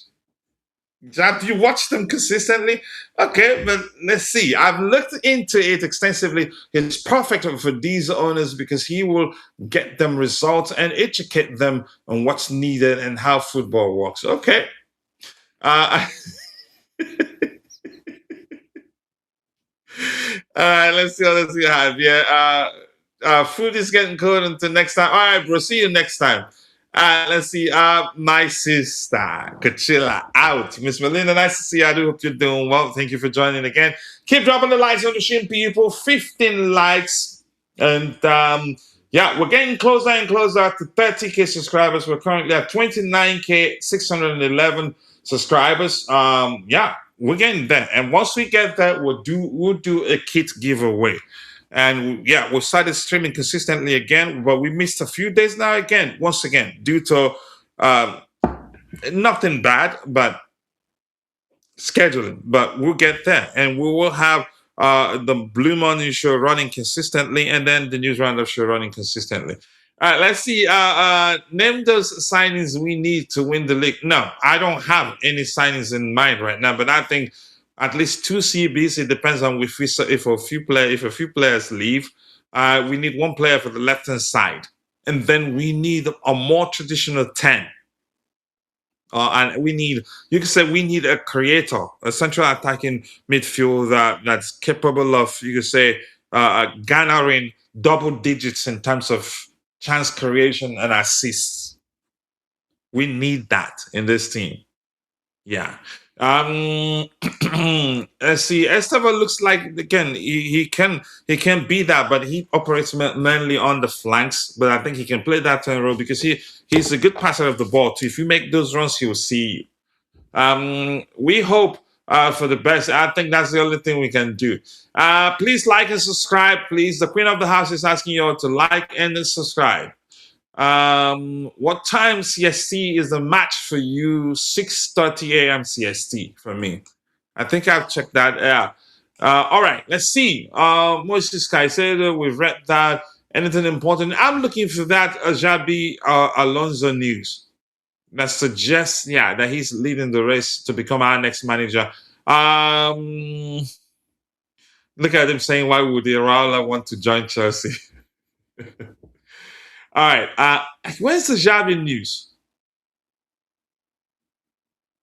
It looks like, okay. All right. I'm just going to leave it like, okay, Xavi Alonso, an early contender to replace Liam Rosinho at Chelsea. There are those ones I think are fake, suggesting they'd already agreed personal terms with Chelsea, whatever that means. All right, let's go. From news on into the match preview exercise proper.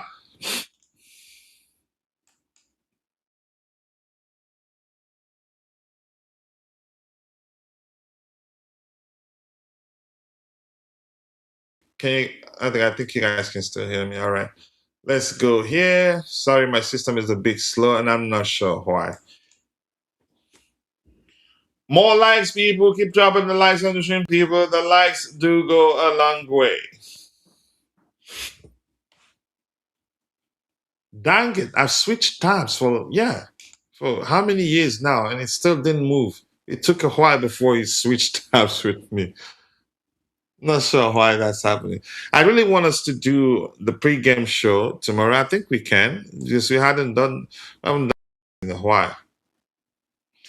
I'm gonna stay with you on this window. I'll come back to the presentation window. It's constantly showing the white screen, which can be problematic to some people. So let me switch it up and be ready to present before I go back to that window. So keep dropping the likes on the stream, people. The likes do go a long way. 15 likes. I'm pretty sure we can do much, much better than that.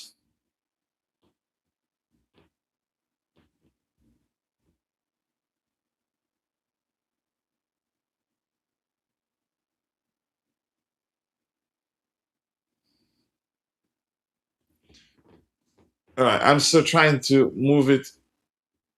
Oh, shoot.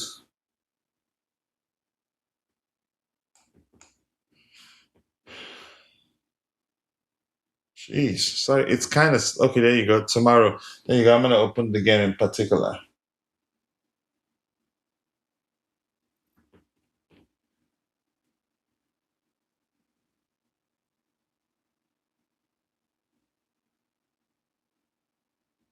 I have a lot more than I have a lot of tools. Yeah, I can set up 2, 3 cameras if I want. Stream Deck. Okay, maybe I'll go Stream Deck. Maybe. No worries, brother. It happens. Your device are feeling like they're smarter than you or they know you. Smart devices aren't that smart after all. So let's go to the Chelsea game. We'll look at insights and see what we can learn from there. Liverpool versus Chelsea.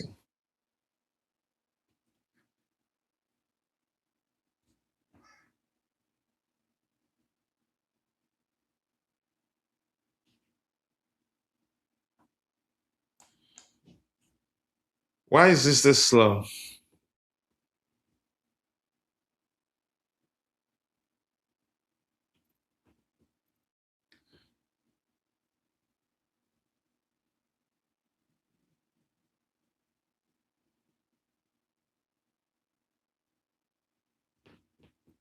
because they're humans. Because yeah, they would change things like they promise. You think they don't want to win? I think if you say they don't want to win, you're lying to yourself. And the better argument would be they made a lot of mistakes, and probably that's a chance they make another mistake. But I'm telling you, I think things changes. We actually were a few signs how we prioritize our spending last summer. I think would be better off right now. Most of you are sleeping. This stream is only for us in North America. North America. We had before we took that long break. We had we had there was a period we had consistently we had 150, 200, 300 viewers at the same time. If you go check the streams, go back, you start seeing when in a single stream we get 22,000 views, 16,000 views, 12,000 views, 7,000 views. So I think it's just a matter of streaming consistently. Then the algorithm will know, okay, you're back, and then they will start telling people. So we're good. I love Chelsea, Ocean Black. Yep. But I am now heartbroken because of the recent form. We all are. The owners need to stop micromanaging while employing a coach if they're gonna dictate. Okay, that may well be the case. I don't know. I don't work the club. I don't work for the club, so all I can do is speculate. So, but yeah, chances are you're correct. All right, I'm gonna go for the presentation. Let's see. So Chelsea versus Liverpool, or Liverpool versus Chelsea. You can see it. Liverpool will be playing at home. So yeah. Ooh, and I heard that Isaac is back.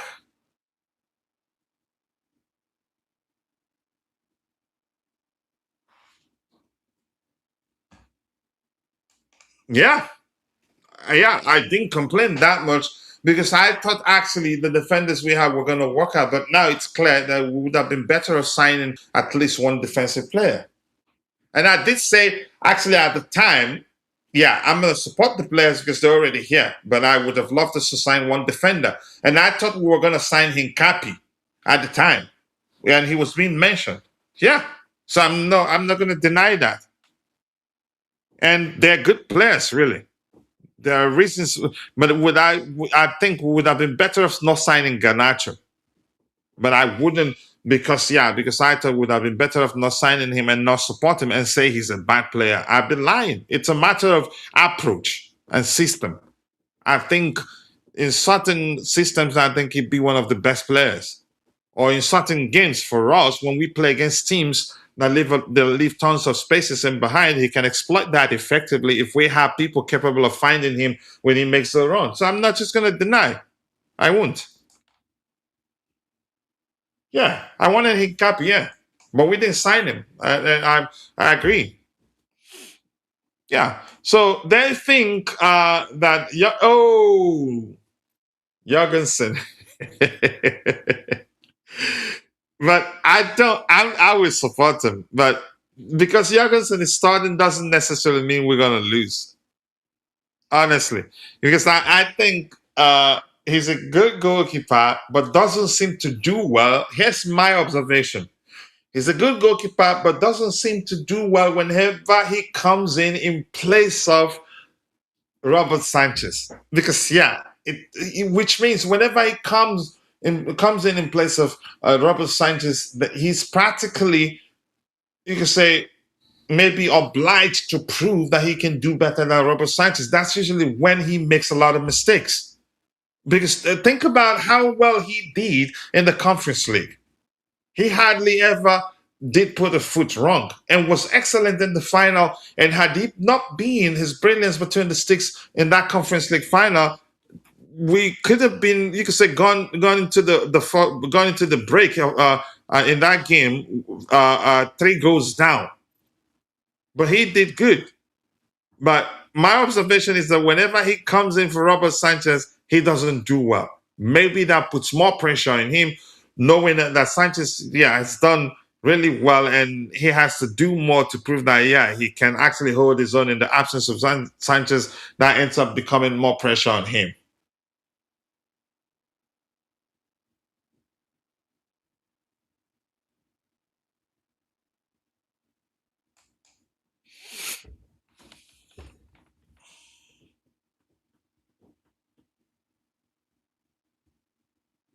Okay, let me read that. You say some certain fans, you included, are allowing them to experiment and learn.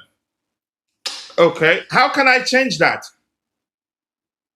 Going by the first part of your comment, how can I change that to learn on the job at the class, at the cost of the club's reputation and heritage? How can I change that? And did I tell you I love them? And have I ever told you that them don't make mistakes?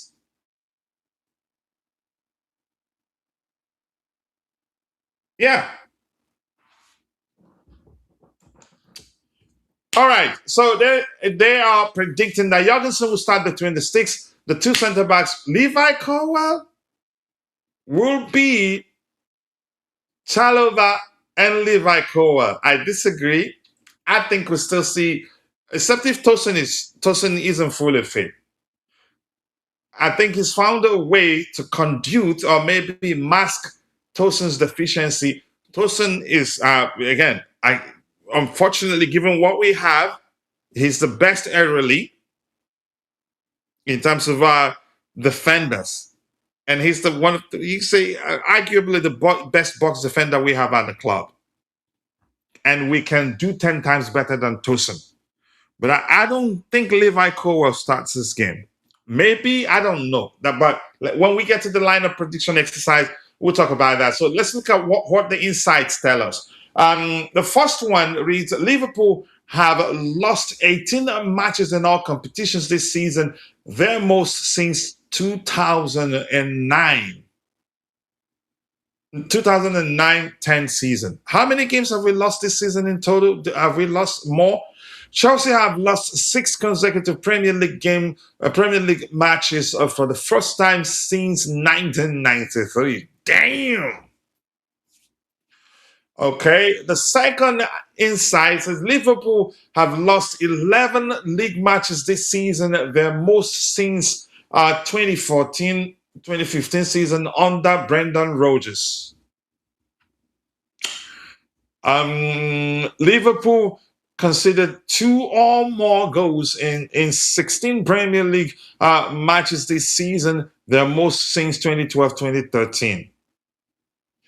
Dominic Szoboszlai is the first Liverpool midfielder with 10 plus goals and 10 plus assists since Gerrard 2013-2014.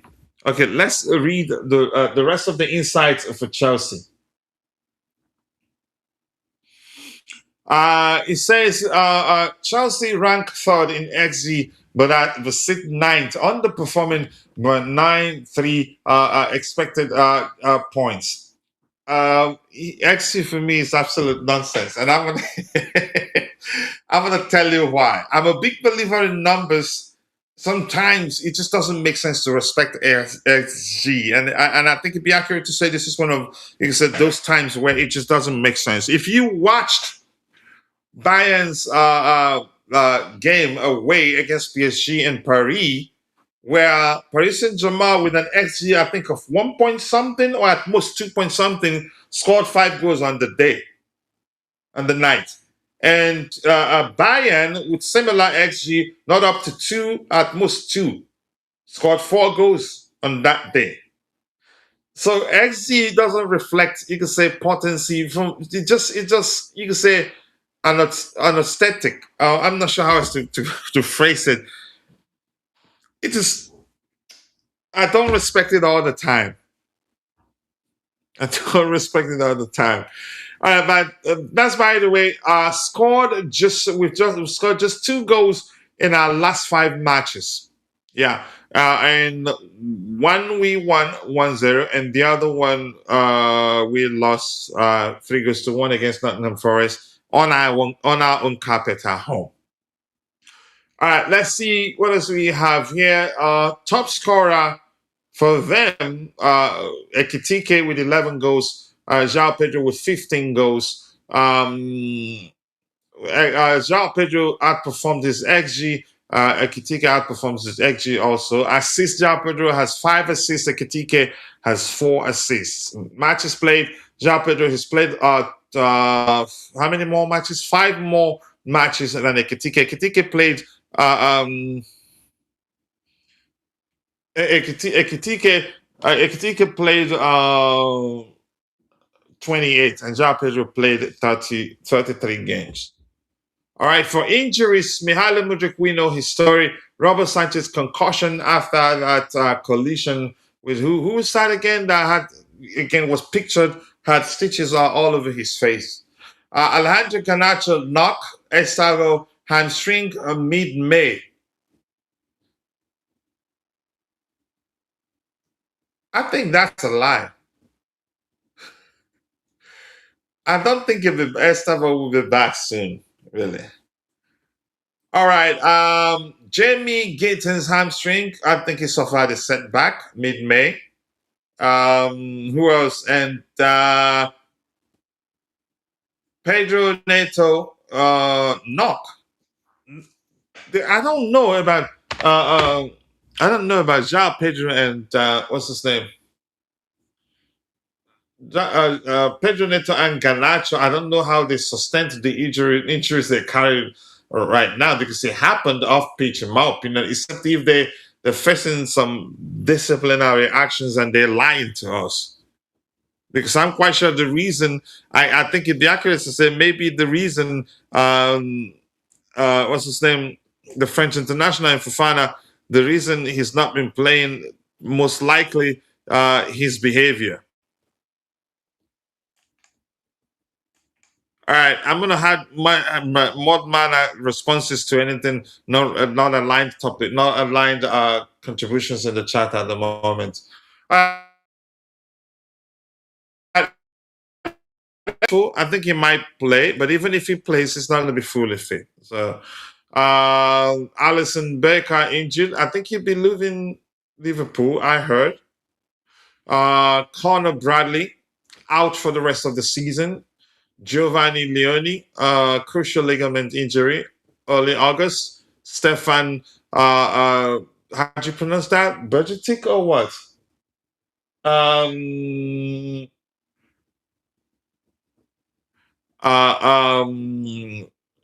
Okay, Stefan, okay. Wataru Endo, broken ankle, let me.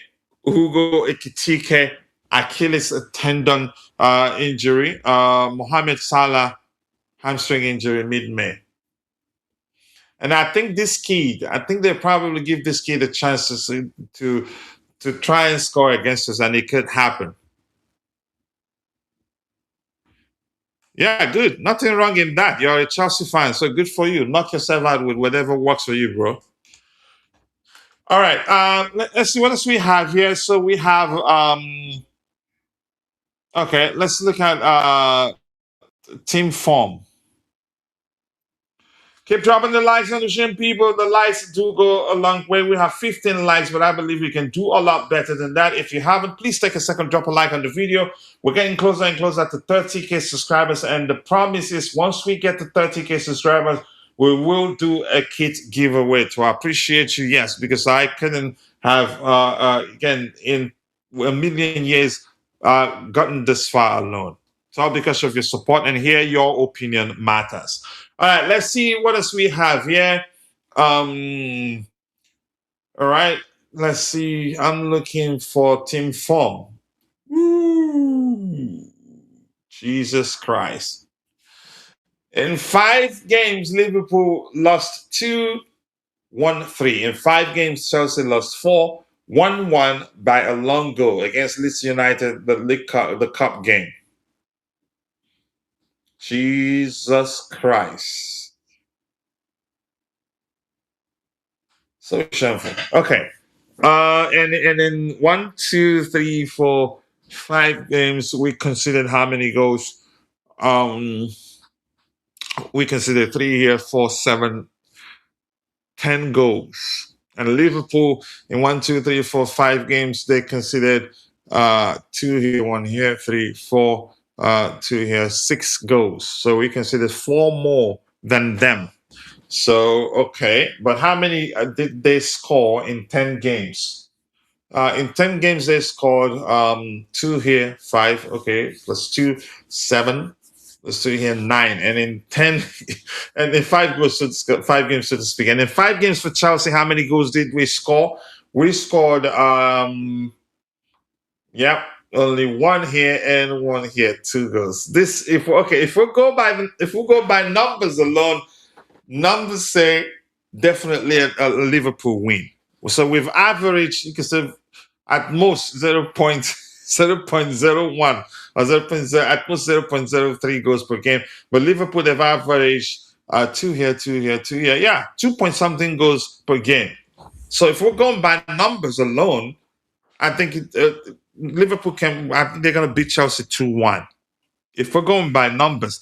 But here's the thing: every time we talk about such thing, I'd always remind people, football, you just cannot script the game. It's a game that's played over 90 minutes plus added time, extra time, and penalties. Yeah, when it's a cup game and it's at the knockout phase.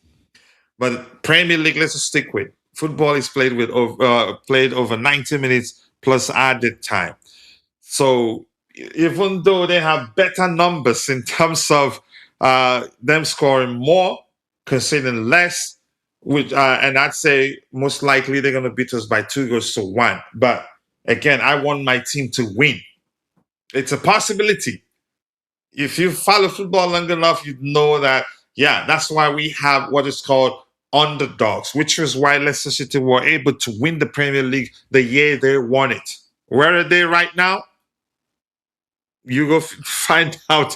You go find out yourself. So my point is, numbers say Liverpool will beat us, but football say anything can happen. Yeah, unfortunately.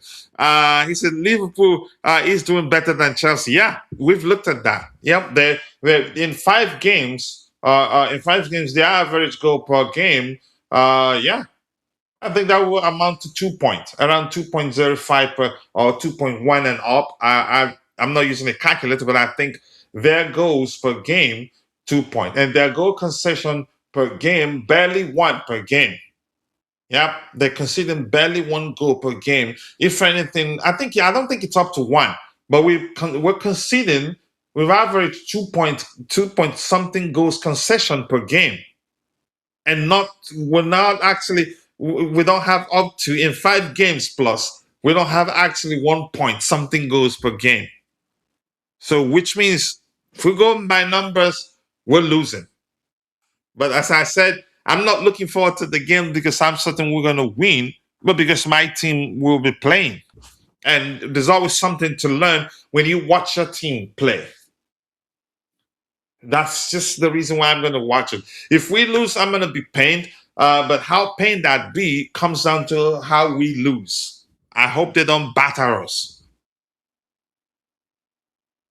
Yeah.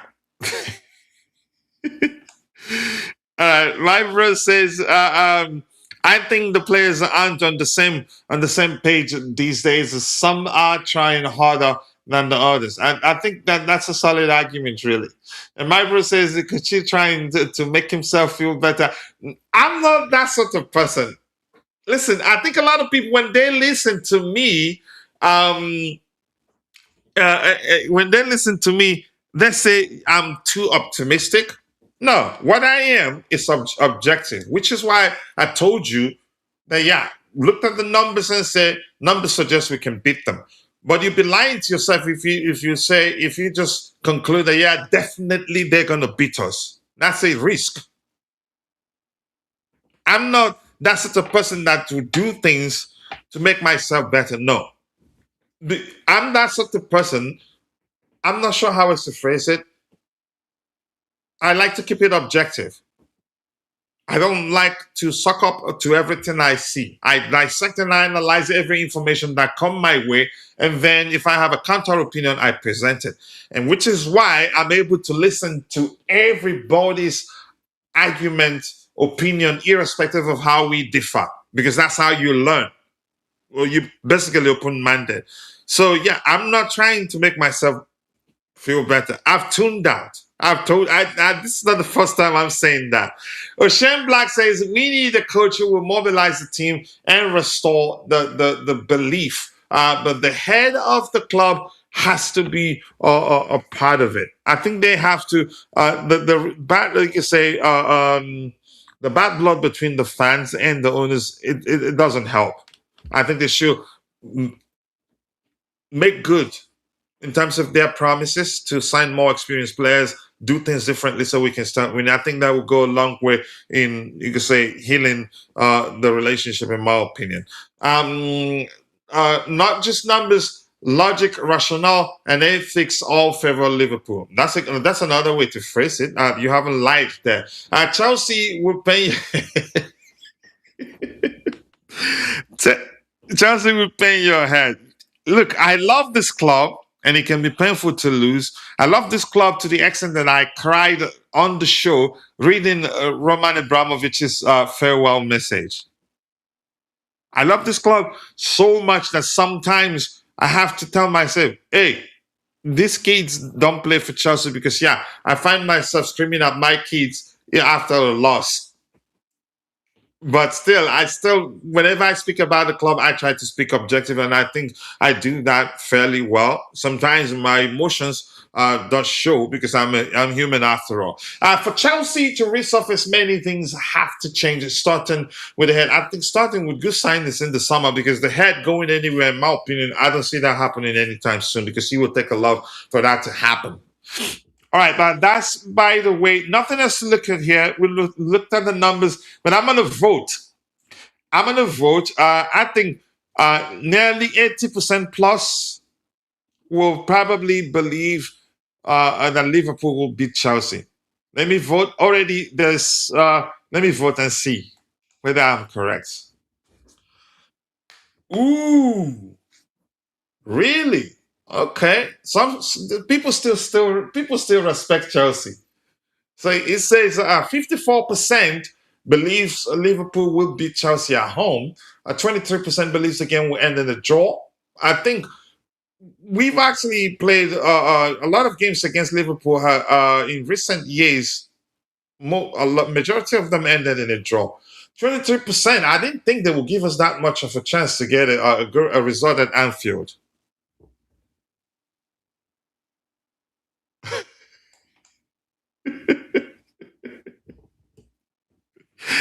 Yeah, right. You want me to go to jail, right? Y'all can leave me alone, please. I have a show to host here. All right. So out of 116,446 votes. But still, I thought it was going to be a lot more people believing that Chelsea will lose to Liverpool. But yeah, pretty much not bad. 54%. But yeah, we're the underdogs on the day. So something else now. Let's go. All right. If you're not using Chelsea Perspectives web app, go to chelseaperspective.com. It's not a basic website. I should have just opened it before coming here. Yeah, it's slow. Showing news I don't want to show. Go to chelseaperspective.com. You have lineup builder. You can build lineup and download it. You have tier list creator. You can create tier list and download it. You can follow Chelsea loan. You can follow Chelsea players on loan to see how they're doing. We have all of them on the Chelsea Perspective web app. News, we don't have a lot of news these days, yeah, because I have a lot of other stuff to cater for. We're trying to see if anybody will have time to be uploading news there. There are quizzes. There are quizzes on there, a lot of quizzes that you can play and have fun with. Okay, we're on the page now. It's finally loaded. This is chelseaperspective.com. It's not a basic website. It is a web application. You can have a lot of fun. You can sign up with your Google email. So it has the upcoming game. The game comes on in 9 hours and 57 minutes. Match day. You can hype it if you want to. It has also, we have something called Juju Predictor. Something I coded. We're trying to train the AI to be able to predict games. And listen, it's using statistical formulas to predict games, which and you cannot script football. Sometimes it predicts a win, it ends in a draw or a loss. because yeah, the game is played over 90 minutes per side, time penalties and all that. It depends on the competition. So this is Juju Predictor. We'll come back to it. I named it Juju. There's something Africanish or Nigerianish. Out of 22 predictions, it has 11 correct. And then 0 out of 22 exact results. So it's still learning. And sometimes we look at the results, back end results, it tells us it's faltering in certain aspects, that it's not getting accurate update on who is injured, who's out, who will play, leading to it making mistakes in some predictions. So this is the last result. You can click here to go rate the players. If you're on ChelseaPerspective.com, you can click on rate player performances. Then you go there and rate player performances. It has quizzes. You can go take the quizzes. It has on this day, only one item for today, I think. Tap for details. Usually it shows 3 items per day. So on this day, a classic Chelsea victory. Hakim Ziyech and Marcos Alonso found the net. Chelsea secured a hard-earned victory against Manchester City. That was 5 years ago. So it there are 3 items on the day actually. I needed to scroll up to see them. Then it has a second one, 1-1 draw against Huddersfield. A heartfelt point. Now, how many years ago? 8 years ago. 1-1 draw against Liverpool 11 years ago. That's the last one. So you can click it to view details of what happened on the day. It tells you a lot more. On 9th May in 2015 at Stamford Bridge, Chelsea battled to a hard-fought 1-1 draw against Liverpool in a closely contested encounter that showcased resilience. Jean Terry scored the Chelsea's lone goal. So we have that. And there's squad. When you click on the squad, you see it shows you the Chelsea squad. So if you're not using the Chelsea Perspective app, go to ChelseaPerspective.com, sign up so that on match day you can have conversations with a fellow Chelsea fans. So you see it. It lists the statistics of each, the stats of each Chelsea player. Then at the top, you can switch to goalkeepers, switch to midfielders, switch to injured players and all that. So you go back, you scroll down. We explored, squad. You can go to fixtures, but quiz zone. If you go to quiz zone, you will see Chelsea quizzes that you can enjoy. Loan watch. If you go to loan watch, there you see the Chelsea players that are on loan. Aaron Anselmino, he's on loan at Strasbourg. He's out injured, and I think he made 3 appearances for them. I didn't know that. Todd, is that Ted Cord? I don't know this player actually, but we're using a database that pulls all those things in. So 2 appearances for Todd. And then Ronnie Stotter, I don't know these kids, but they're all Chelsea players. So it lists Chelsea players out on loan. There you go. It has Mike Penders, 47 appearances for Strasbourg. It has O'Malley Kellyman, 11 goals for Cardiff. Really? 41 appearances for Cardiff. Really? I didn't know that. And then it has Nicholas Jackson, Bayern Munich international duty. I think I did this manually. I could have left it on automatic. That's why it's still saying international duty. Kendrick Pies, River Plate. 2 goals for them? Is this true? Axel Disasi, West Ham United, 1 goal. I think I remember that. Dacho Fofana, he's injured now, currently at Strasbourg. He's made 9 appearances for them. Ishe Samuel Smith, Facundo Bonanote was here. Who was Aaron Anselmino? Sorry, no Bonanote there. I didn't look.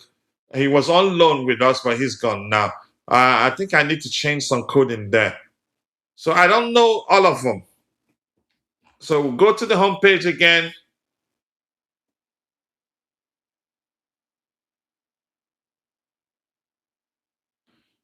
All right, let's see. Yeah, thank you, Choma. You can enjoy that too. Yeah, if we lose tomorrow, it will be another bad record to break. Yeah. What else do we have here? Okay, Chelsea Perspective, the homepage. So let's see what else we have here. You can go to the community. You can follow each other. in the community, you can check the Chelsea player statistics. Let's see. You can come here. Yeah, the Chelsea players statistics here, or the club overall statistics here. Progress. So a lot of stuff. We're still working on some. We're still working on some features that I don't want to talk about here. You see Palma, Enzo Fernandez, who's stopping the stats table and all that. It's not perfect yet, but I think you will enjoy it. Okay, João Pedro, 20 goals in total. Yep, 14 in the Premier League and 6 elsewhere. 13 Enzo Fernandez. You see all their stats here. And did I actually publish that aspect? I think you can click it to see more about the player. Maybe not yet. I haven't published that aspect. So a lot of fun. You will enjoy it. Strictly about Chelsea Football Club. So what else? We'll get to use the lineup prediction exercise. So let's see what Juju Predictor will predict. It's not perfect yet. We're still training the AI to predict better. As I've told you guys, out of 22 predictions, it got 11 results correct, but no 0 accurate results. So let's see what it says. Who will win? All right, let's see. Consulting the spirits, aligning. Okay, what? Liverpool will beat Chelsea 2-1. So, yeah. So Juju Predictor is saying Liverpool will beat Chelsea 2-1. Liverpool has historically troubled Chelsea despite the quality gap. Expect a tighter contest than the stats suggest, because numbers do suggest that definitely Liverpool will beat Chelsea. And I'd say 2-1. I haven't even used the Juju Predictor today, but yeah, it looks like a game we will lose. If you're going by goals concession, goals scored per game in the last 5 games, then yeah, they're going to beat us. I hope we win. That's not saying certainly this is going to be the outcome. No, because yeah, once the man in the middle blows the whistle, everything becomes fluid, dynamic, if you prefer. It says high chaos factor 810, expect the unexpected. I agree. Historical bogey team Liverpool often troubles Chelsea and vice versa. I agree. So any other third item? Who's unavailable? Let me see if anything needs to be updated here. Injured Levi Cole and Gittins, I don't expect both to start, so that's accurate to a certain extent. Model confidence in the outcome, 44%, which means it could still break either way. So, but I don't want to share that. I'm just gonna open the lineup view that I predict the same. Yep. It makes sense. When we looked at the numbers, I think I looked at that and said, okay, you know what? I think this is gonna end 2-1 Liverpool. We're still gonna score because of the way they play. So this is also the lineup builder on chelseaperspective.com. You can use the lineup builder and download it and share it. But if you're a content creator, if you want it to work for you effectively, you go full screen. Once you go full screen, it goes landscape like this. You have it like this. You can switch to square. I like the squarish version than the circular version. And you can do a combined 11.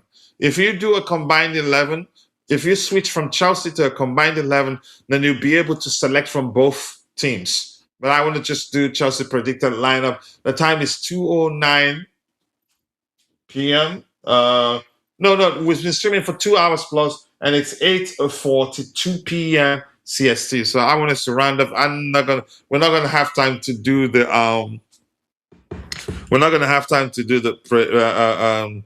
combined 11 exercise. So let's go with it. I like the stadium. I like to use. I'm not going to switch. I'm just going to switch to 4-2-3-1, irrespective of the application on the pitch. I think that will help us pick the lineup effectively. Where's the stadium? I like Frosty.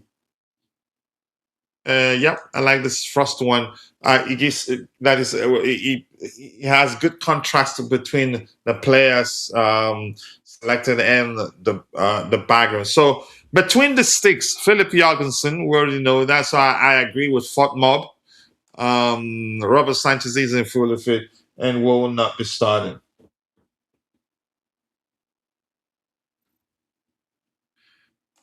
No, I said Liverpool will win, but I always want my club to win. Yakon, you didn't hear that part?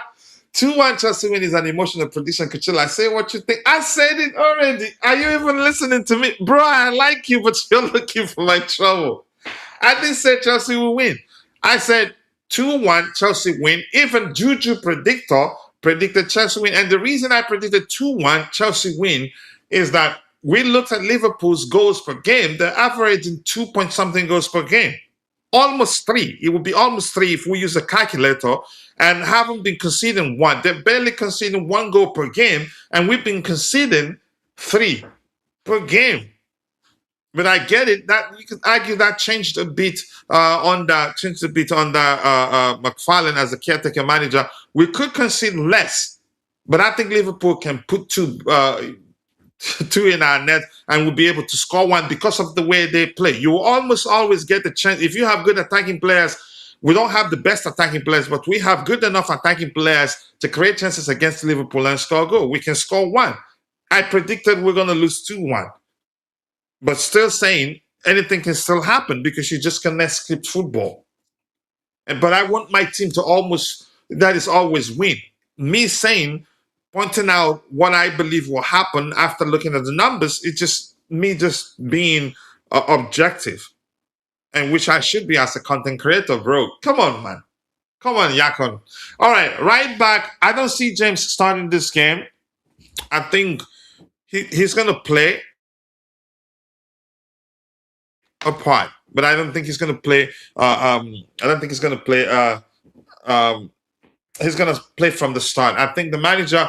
I think he wouldn't want to risk Reece James too much because he's just coming. Yeah, I think Liverpool will win 2-1. The most likely outcome. Let me just phrase it this way: the most likely outcome, because in football, statistic can show you a lot, but it cannot for certain predict the outcome of a game. It can help you recognize or maybe tell the most likely outcome of a game, and most likely isn't certain. Yeah, isn't a certainty. So the most likely winner, Liverpool, but that doesn't mean it cannot go the other way, because in football you cannot script. You just cannot script football. It could be a lot more. We could see. It could be 5-1. You never know. But we see. But the most likely outcome, 2-1 Liverpool, unfortunately. As much as I want my club to win, and as much as I believe we could still beat them, but the most likely outcome, Liverpool beating Chelsea. So right back, I think we'll still see Malo Gusto. I don't think Luis James will start this game. If you disagree, explain in the chat, we'll talk. I think we're gonna see Hato in this game. I think we're going to see Hato in this game. We're just having fun. We don't have a lot to work with.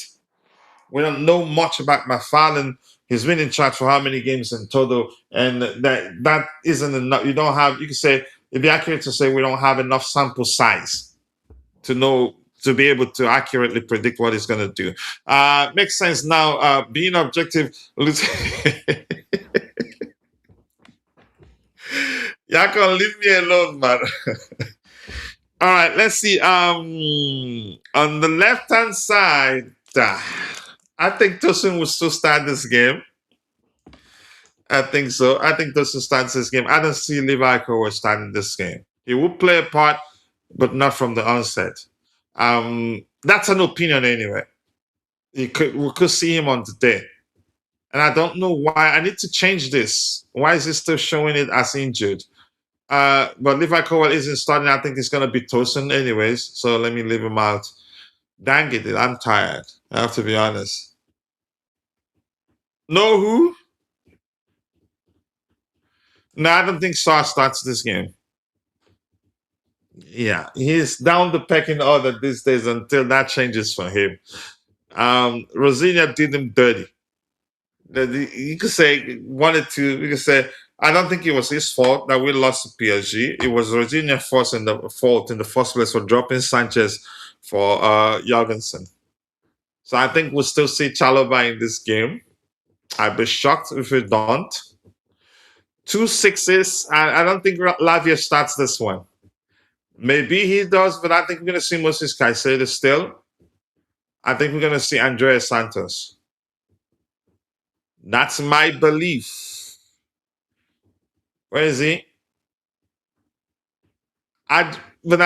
Isugo, I think we've underrated him a lot. I think he's gonna, if he gets again, if he's given what's the word that I'm looking for, a real chance. He's built for the Premier League. I think he's gonna bully a lot of midfielders. He says it's ridiculous how we treat these guys. Not here's one thing. When things aren't going well, some managers usually prefer the more experienced players. Yeah, they usually prefer the more experienced players because I think Sa is actually better than some of the senior senior defenders we have here. But unfortunately for him, Rosinia did what he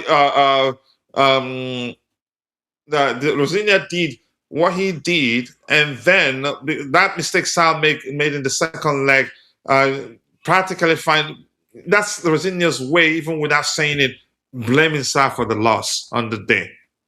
Sa is capable of holding his own, even against the best attackers in world football. He's an intelligent player, reads the game very well, although I'm not too sure about his aerial ability. But he's a good defender, reads his box very well too, and can defend proactively. I hope he gets a real chance. I forgot we signed Sa. How ironic. Yeah, unfortunately. I like him. I think he's a good defender. I think we're just mismanaging his career right now. I hope he gets a real chance. If we get Xabi Alonso, I think Sa will be starting games. The experienced players think, yeah, exactly. But Tosin, you have to find a way to mask that deficiency of his. Make sure you set up in a manner that he doesn't get isolated 1v1. For me, it doesn't matter who starts. We've all seen this movie before, yeah. But yeah, we're just going to have fun selecting the lineup. All right, I'm going to pick my boy Enzo Fernandez. Even though I hated him twacking naked for Real Madrid, I think Cole Palmer still starts, and I think he's going to start on the right-hand side. Jesus Christ, we're depleted, actually. I think he's going to start here, and Derry is now injured. So I think we're going to see, I'm not sure, really. This is just us having fun, really. My world. I would, you know what? I would do this, but it's a huge risk.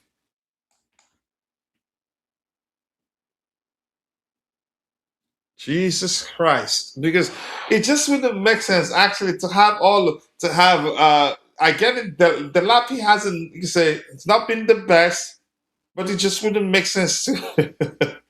It just wouldn't make sense to have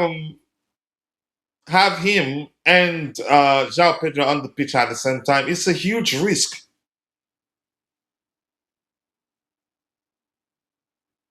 Holy crap!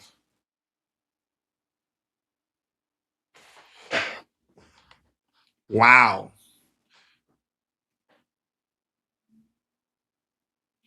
How about I go 4-3-3? Three of these guys. Jesus Christ. We're actually depleted right now, no jokes.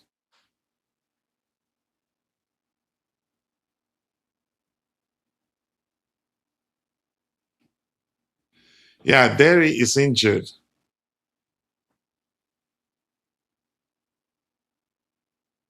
Except if we're gonna play two defensive players on the left hand side, but it's still a huge risk. What does Pedro Neto's injury status say? Where's Neto? Doubtful. I think Neto will start. Let me just pick him. Since it was a knock, nothing serious. And I think we're going to see João Pedro here.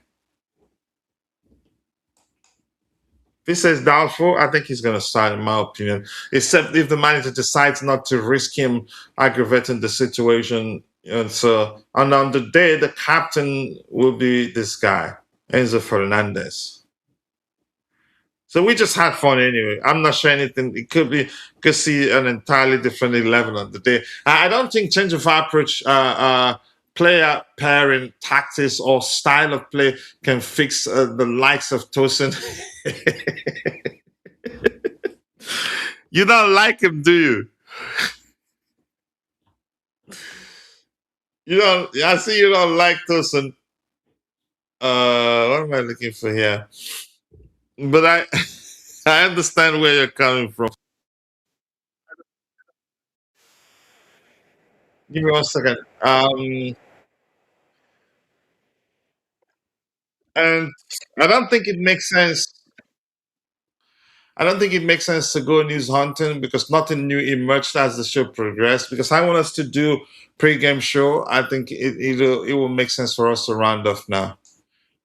Media files. I want to play this one too. Okay, let me start with this song and go to the other one. Box score.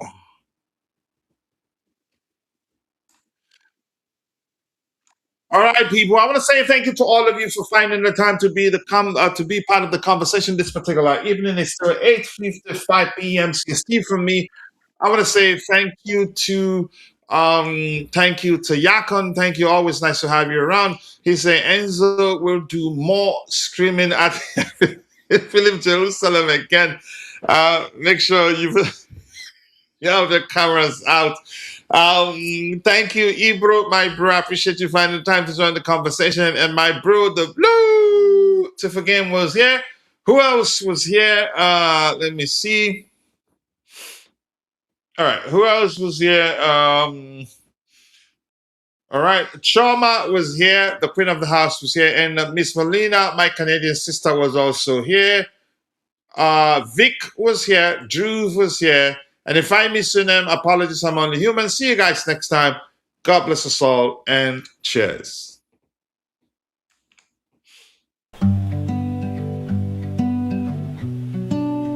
You ever try to explain this to someone, and they just don't get it? First game I watched, didn't know the score. Just knew I'd be back for more. Cold hands, hot cheeks in the hallway glow. A stranger yelling shoot from the row. I kept score on a folded receipt. Saw my name in the bounce of the seats. You laugh like I've been here before. Then I knew, yeah, I knew for sure. Now my heart runs there every time you call. One small spark turns into it all. I'm back for more. I'm back for more. Same old roar.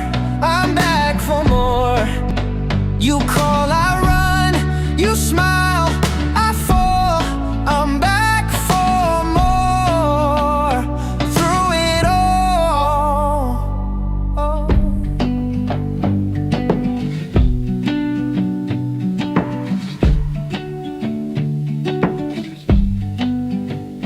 Now I know the plays by the way they bend. Know the look when the season leans. Got a worn-out jacket on the backseat now, in a secret grin I wear out loud. You still ask why I care this much, like it's just a game, just luck. But I saw my life in that opening tip. One quick move and I was in it. Now my heart runs there every time you call. One small spark turns into it all. I'm back for more. I'm back for more. Same old roar. I'm back for more. You call, I run. You smile, I fall. I'm back for more. Through it all. Oh. Maybe I can't explain it right. Maybe that's the whole damn truth. Some things at once then stay, like a name carved through. I'm back for more. I'm back for more. Same old roar. I'm back for more. You call, I run. You smile, I fall. I'm back for more. Through it all. Oh.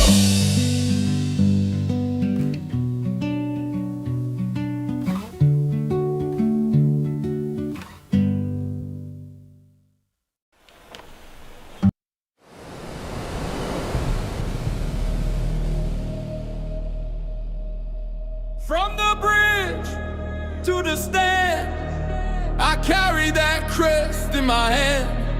Rain on my shoulders, still I stand. Tell me who wears it like we can. Mud on the boots, heart of gold. Old stories, living in the cold. Every name that the walls still hold. I was born for this, I was told. Hear that roll in the air. Feel that fire everywhere. We don't bend, we don't fold. We were cut from that blue gold. Blue till the end. Blue till the end. We rise again. We rise again. Blue till the end. Blue till the end. This is our name. This is our skin. When the pressure comes down hard, we don't flinch, we play our part. Every scar on the back says more than 1,000 songs before. From the first whistle to the last, we remember where we came from fast. No throne, no crown, no borrowed fame. Just a city calling out that name. Hear that roll in the air. Feel that fire everywhere. We don't bend, we don't fold. We were cut from that blue gold. Blue till the end. Blue till the end. We rise again. We rise again. Blue till the end. Blue till the end. This is our name. This is our skin. Let the whole ground shake. Let the whole world know we don't chase a moment. We are the hope. Hands up high, voice up loud. Same old pride, same crowd.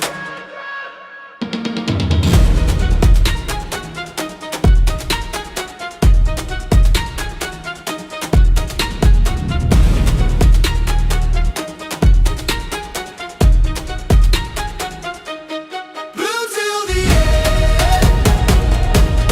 Blue till the end. We rise again. We rise again. Blue till the end. Blue till the end. This is our name. This is our skin.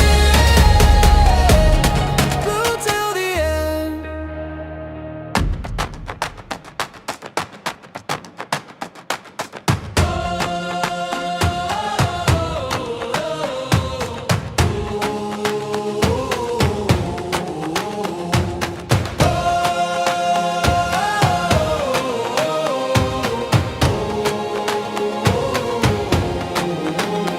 From the bridge to the stand, I carry that crest in my hand. Rain on my shoulders, still I stand. Tell me who wears it like we can. Mud on the boots, heart of gold. Those stories living in the cold. Every name that the walls still hold. I was born for this, I was told. Hear that roll in the air. Feel that fire everywhere. We don't bend, we don't fold. We were cut from from that blue gold. Blue till the end, blue till the end.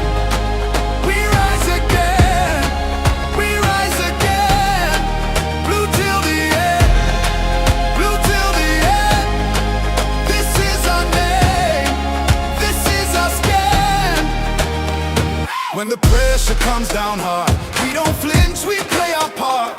Every scar on the badge says more than 1,000 songs before. From the first whistle to the last, we remember where we came from fast. No throne, no crown, no borrowed fame, just a city calling out that name. Hear that roll in the air, feel that fire everywhere. We don't bend, we don't fold, we were cut from that blue gold. Blue till the end.